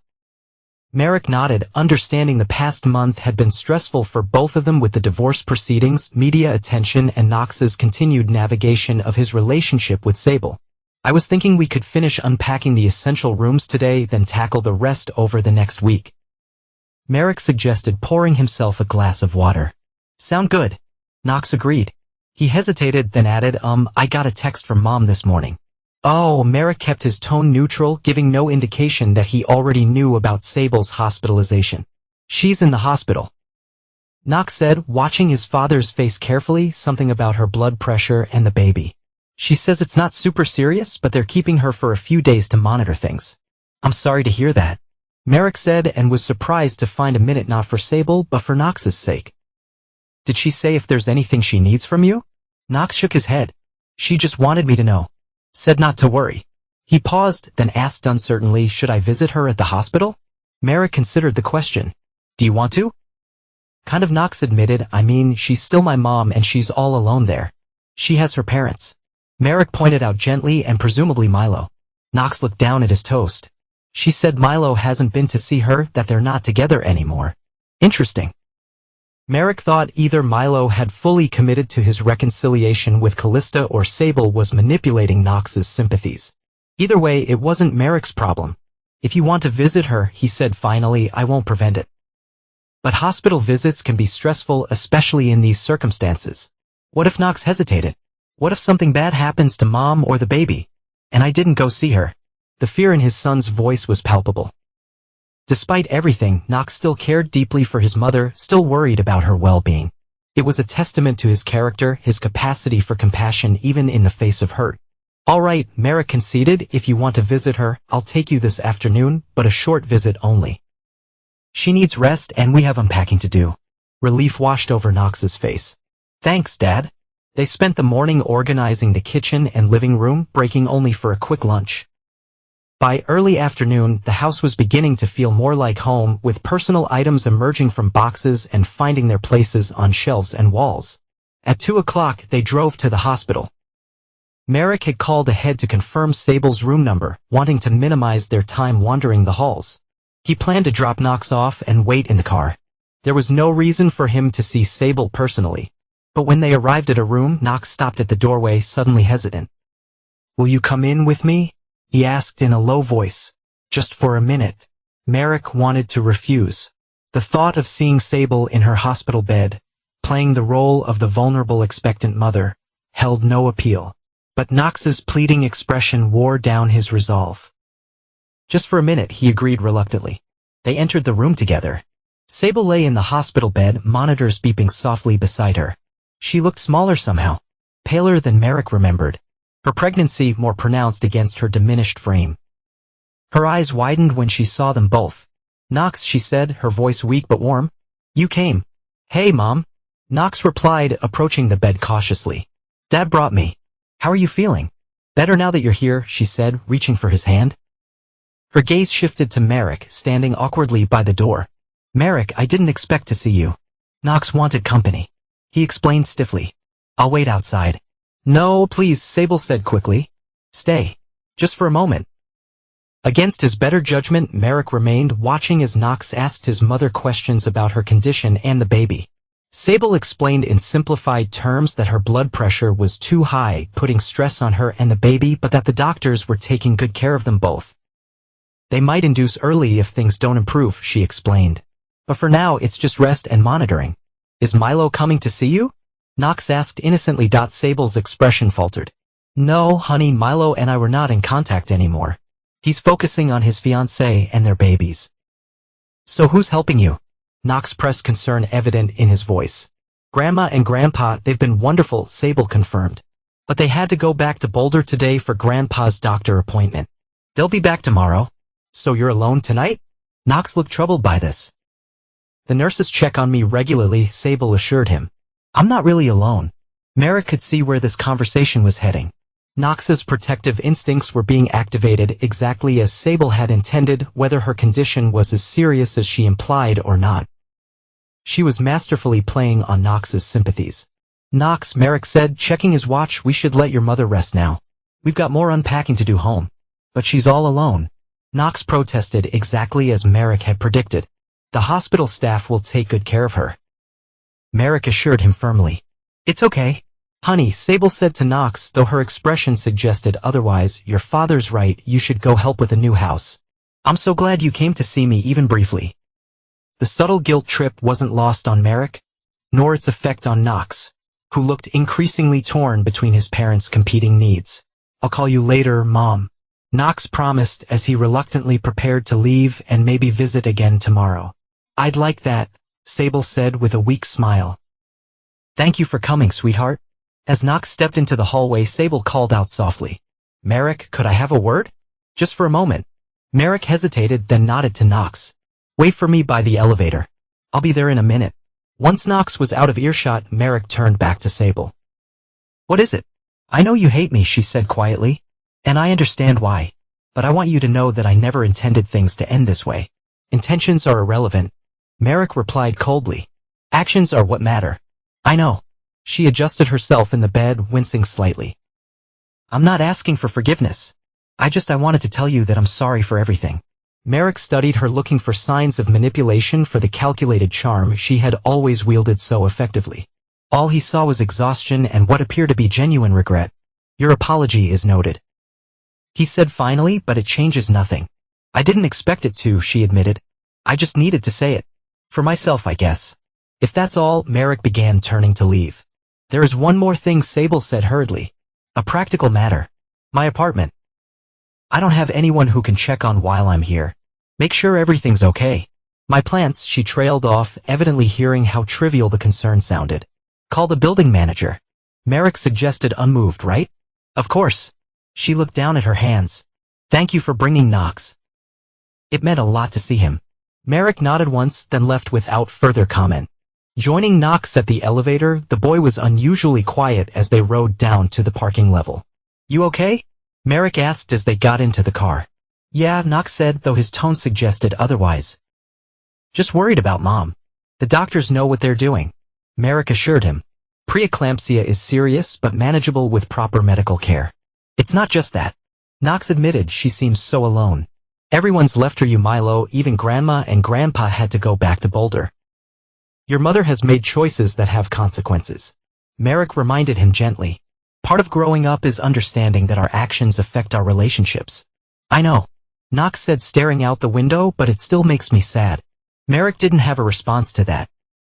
Knox's compassion was admirable even if Merrick couldn't share it when it came to Sable. Instead, he changed the subject, focusing on their plans for the rest of the day, which boxes to unpack next, where to order dinner from, whether Knox's gaming console should go in his room or the basement rec room. By evening, they had made significant progress on the unpacking, though Knox's mood remained subdued. He checked his phone frequently, presumably for updates from Sable, though he didn't share any with Merrick. After Knox went to bed, Merrick sat in his newly arranged living room, glass of whiskey in hand, contemplating the day's events. Seeing Sable in the hospital had been unsettling, not because he felt any lingering attachment, but because it had highlighted the stark contrast between their current lives. He was moving forward, establishing a new home with Knox. While Sable was alone in a hospital room, her dreams of a future with Milo apparently shattered. There was a certain justice in that, Merrick acknowledged. She had attempted to build a new life by destroying their family. And now that plan had collapsed around her. Actions and consequences. Just as he'd explained to Knox, oh, why did victory taste so hollow? The question lingered as Merrick finished his whiskey and prepared for bed. Perhaps because true victory would have been never experiencing betrayal in the first place. Perhaps because despite everything, seeing Sable diminished and alone had awakened some vestigial protective instinct that he hadn't fully excised. That, or perhaps Merrick admitted to himself in the darkness of his new bedroom, because Knox's compassion made his own coldness feel less like strength and more like limitation. The next 2 weeks settled into a new routine. Merrick and Knox finished unpacking their new home, arranging furniture and decorations to suit their preferences rather than Sable's aesthetic vision. Knox visited his mother at the hospital twice more before she was discharged, then spent a weekend with her at her parents' home in Boulder. The divorce proceedings continued smoothly, with the final hearing scheduled for the following month. Sable had stopped contesting the division of assets, accepting Merrick's terms almost completely a sign of either resignation or strategic retreat. Merrick wasn't sure which. On a Thursday afternoon, Merrick left work early to attend Knox's baseball practice. Spring training had begun and Knox was trying out for pitcher this season, a position he'd been practicing for all winter. Merrick made it a point to attend these practices whenever possible, recognizing their importance to his son, but he arrived at the field to find Knox already warming up with teammates, his lanky form looking more confident on the mound than it had during the previous season's games. Merrick took a seat in the bleachers, nodding to a few other parents he recognized but not engaging in conversation. Most knew about his situation. Divorce was hardly uncommon, but the public nature of his and Sable's split had created an invisible barrier between him and the usual parental small talk. Merrick watched with quiet pride as Knox struck out 3 batters in a row during the practice scrimmage. The boy had natural talent, but it was his discipline and consistency that impressed Merrick most. Even during the worst days of the divorce proceedings, Knox had maintained his training regimen, channeling his confusion and anger into productive physical activity. After practice, Knox jogged over, face flushed with exertion and satisfaction. "Did you see that curveball in the 3rd inning?" he asked eagerly. "Impressive control," Merrick acknowledged with a small smile. "Your follow-through is much improved." They walked to the car together, Knox chattering about the upcoming season and his chances of making starting pitcher. The easy conversation was a welcome change from the tension that had characterized so many of their interactions in the months following Sable's betrayal. "Coach says I might start the first game next week," Knox said as they drove home. "Will you be able to come?" "I wouldn't miss it," Merrick assured him, navigating through the evening traffic. "I've already cleared my schedule." Knox nodded, satisfied, then hesitated before adding, "I told Mom about it too. She said she tried to come." Merrick tensed slightly but kept his expression neutral. "That's fine," he said simply. "You wouldn't mind if she came?" Knox watched his father's reaction carefully. "It's a public game," Merrick replied evenly, "and she's your mother. Her presence is to be expected at your events." "But you two would be in the same place." Knox pressed for the first time since the baby shower. Merrick finished for him. "Yes, but we're adults." "Knox, we can occupy the same space for a few hours without incident." Knox seemed relieved by this response. "Good, because I want you both there. Even if you're not, together anymore." Merrick glanced at his son, struck by the maturity in that simple statement. Despite everything, Knox was adapting, creating a new framework for his relationship with both parents. It was a resilience Merrick both admired and had deliberately cultivated in his son. "We'll both be there," Merrick assured him separately, but when they arrived home, Knox headed upstairs to shower while Merrick checked his email. Among the business correspondence was a message from his attorney. The final divorce hearing had been scheduled for the following Thursday. After months of negotiations, financial divisions, and legal maneuvers, his marriage to Sable would officially end in 1 week. Merrick felt a curious emptiness at the news. Not regret, he had no second thoughts about ending a relationship built on deception, but a strange sense of anticlimactic closure. The passionate anger that had fueled his initial response to Sable's betrayal had gradually been replaced by something colder, more distant. Indifference, perhaps. The final severance of emotional investment. He forwarded the email to his calendar, adding the court appointment without comment. Another item on his schedule, no different from a business meeting or a dental checkup. Just something to be handled efficiently and then put behind him. The weekend passed quietly with Merrick and Knox settling further into their new home. They hung pictures, arranged books on shelves, and installed Knox's gaming system in the basement rec room. On Sunday, they grilled steaks on their new patio, enjoying the early spring weather. "This is nice," Knox observed, looking around their backyard. "Different, but nice." "I agree," Merrick said, flipping the steaks with practiced precision. "Change can be positive, especially when it's deliberate rather than reactive." Knox nodded thoughtfully. "Mom's place is different too," he offered cautiously. "She's got this little apartment now, near a new job. It's pretty small, but she's trying to make it nice." Merrick absorbed this information without comment. Sable had recently found employment as an administrative assistant at a real estate firm, a significant step down from her previous lifestyle, but necessary, given her financial circumstances. He knew this only because Knox had mentioned it, not because he kept tabs on her directly. She asks about you sometimes, Knox continued, testing the waters. Not a weird way. This is how you're doing. And what do you tell her? Merrick asked, keeping his tone neutral. The truth, Knox shrugged. That you're good. That we're good. We are, Merrick confirmed, serving the perfectly cooked steaks onto their plates. And that's what matters. They ate incompatible silence for a while before Knox spoke again. The baby came early, he said suddenly. Last week, Mom called to tell me yesterday. Merrick paused, fork halfway to his mouth. Icy is everything. All right? Yeah, Knox nodded. It's a girl like they thought. She's small, but healthy. Mom named her Eliza. That's Merrick searched for an appropriate response. Good. I'm glad they're both healthy. It's weird. Knox admitted having a half-sister that isn't really related to me. Since she's my Lowe's, not yours. Biology isn't the only form of connection. Merrick pointed out carefully. If you want a relationship with her, that's your choice. Knox considered this. Maybe eventually, it's just strange right now. Merrick nodded, understanding. There's no rush to figure all out. These relationships will evolve over time. Later that evening, as Merrick was reviewing security proposals for a new client, his phone rang.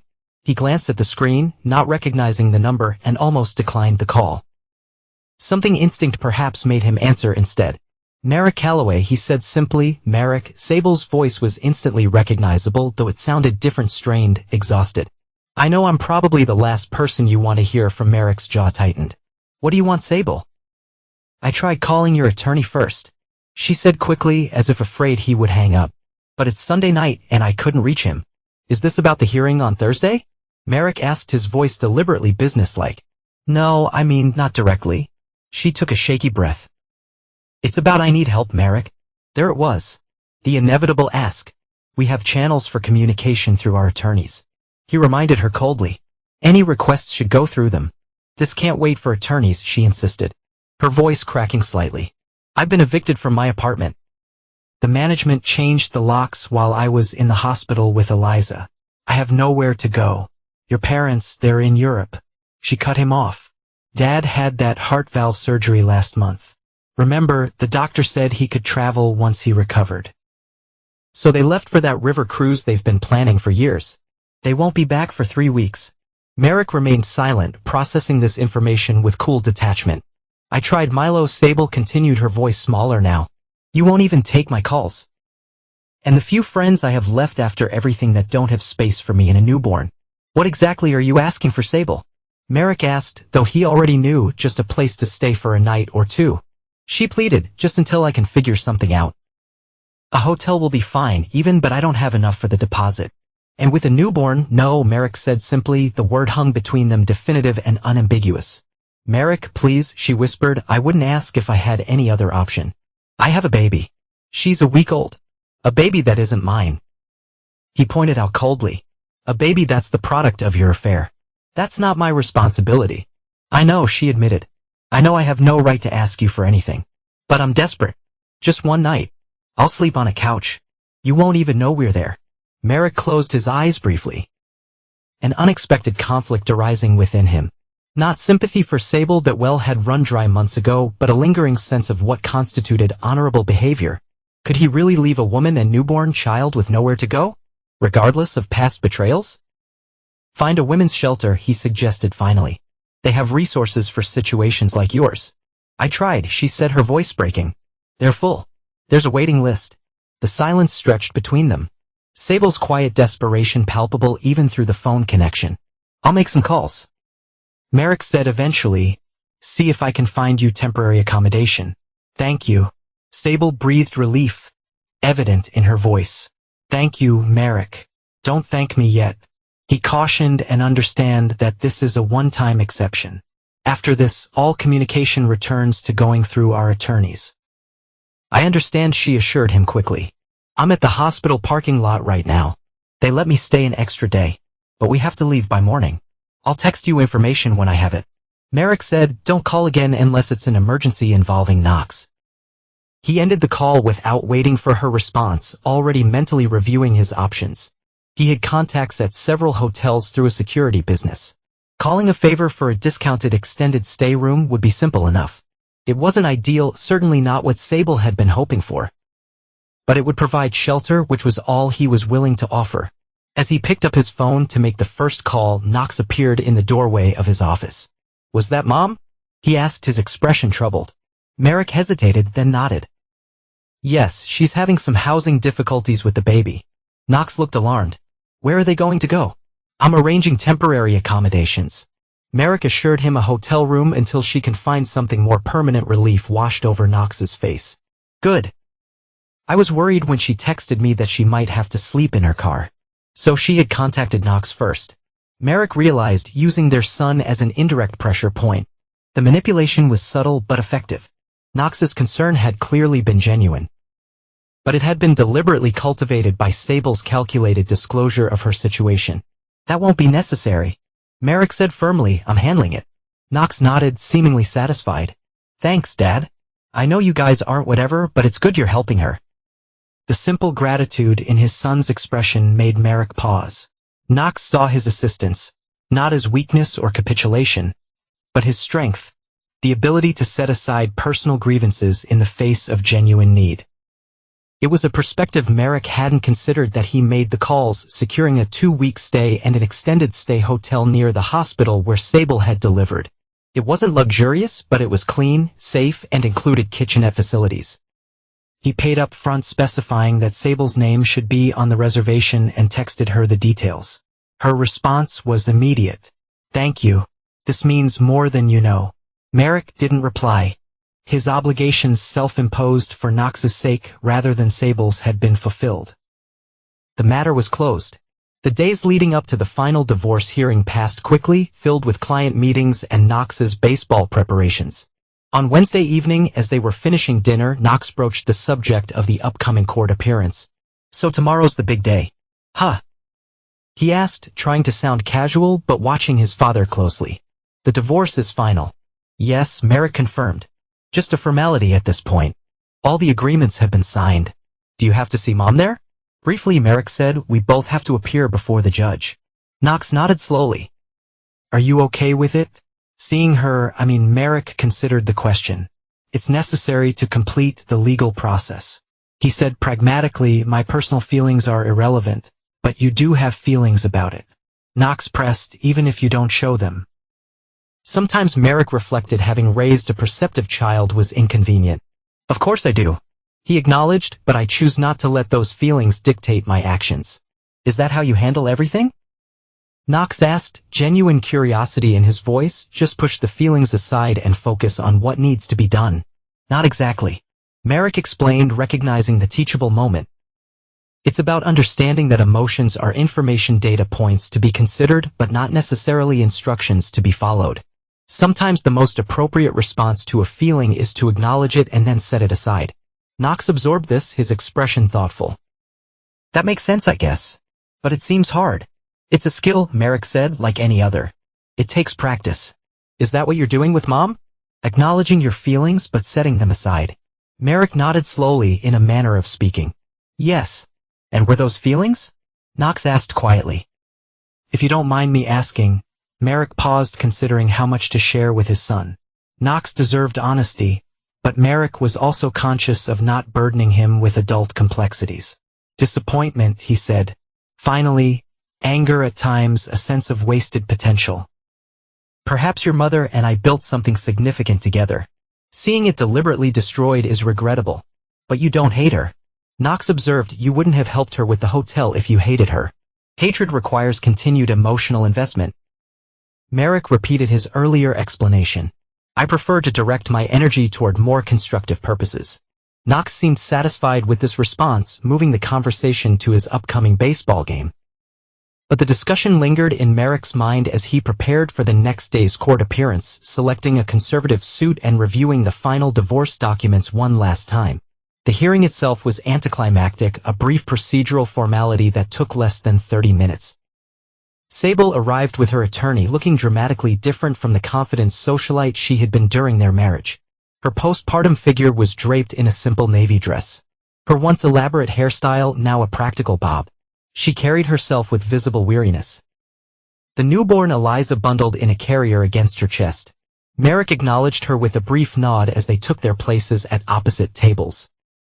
Throughout the judge's questions and the formal dissolution pronouncement, He maintained professional composure, answering clearly when addressed and signing the final papers with steady hands.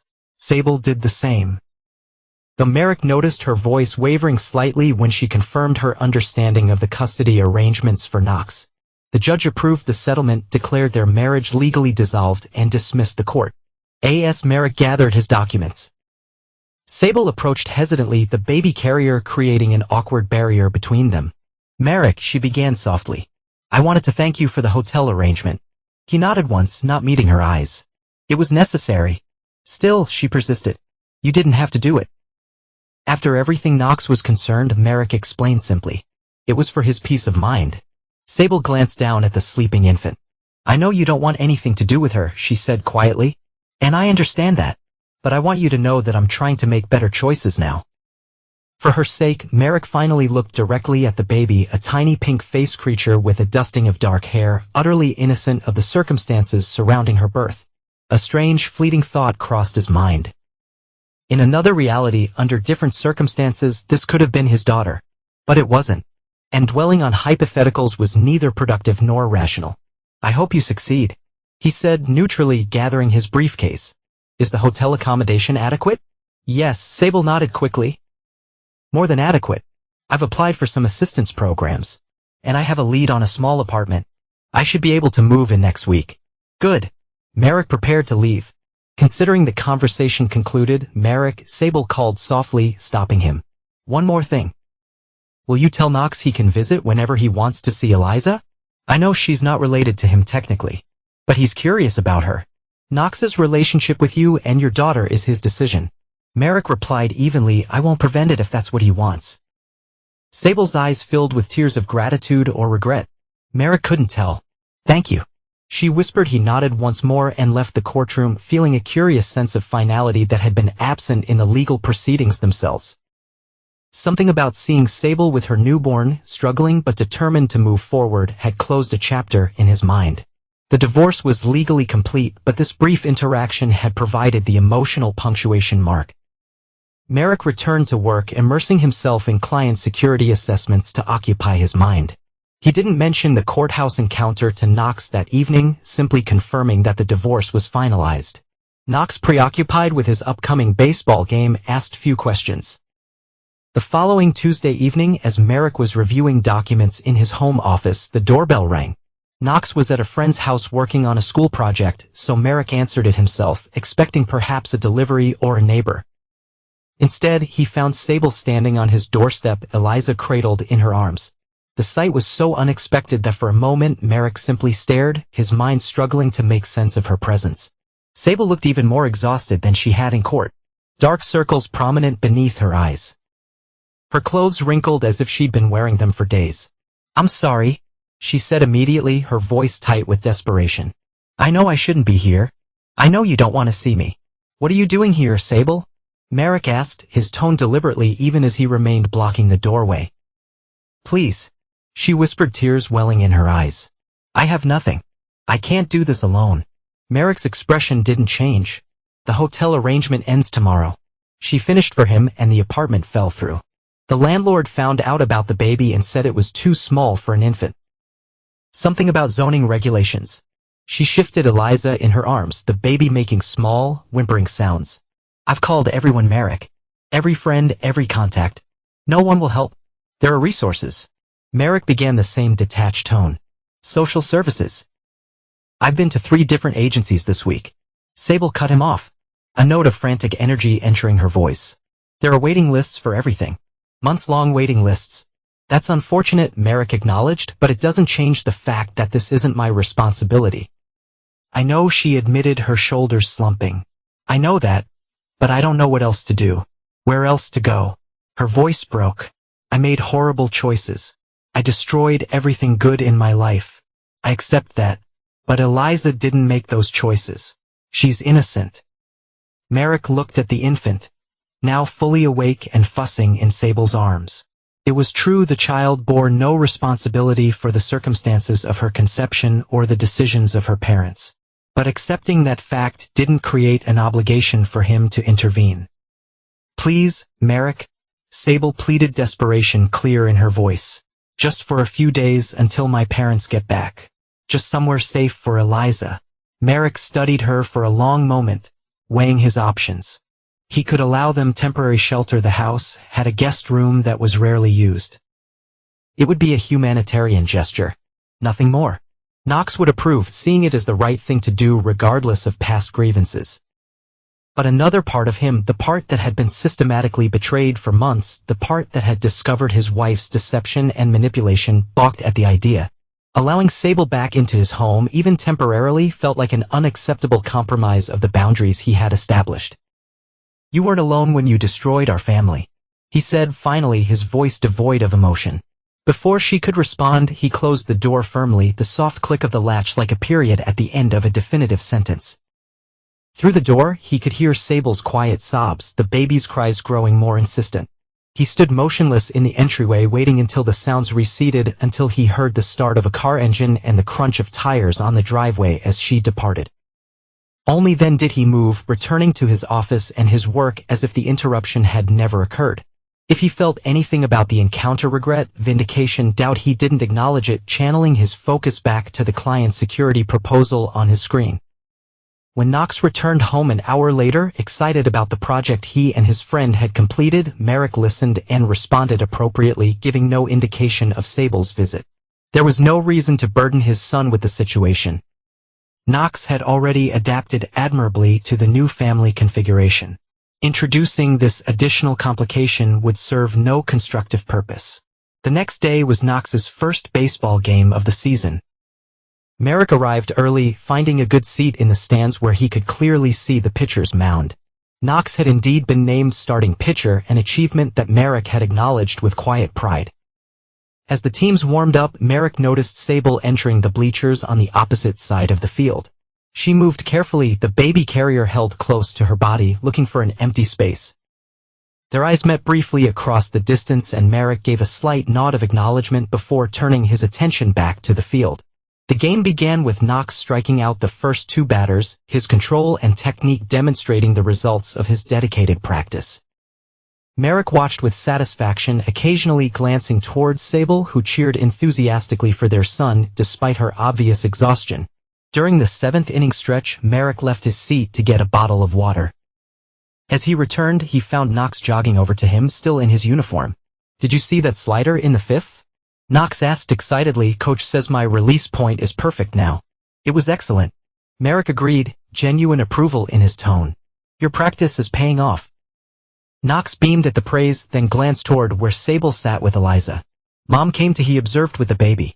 "I noticed," Merrick said, neutrally. "I'm going to go say hi to them before the last inning." Knox decided. "Coach put Rivera into clothes. So I'm done pitching." "Go ahead," Merrick encouraged. "Your mother would like that." Knox jogged across the field, climbing into the stands to sit beside Sable for a few minutes.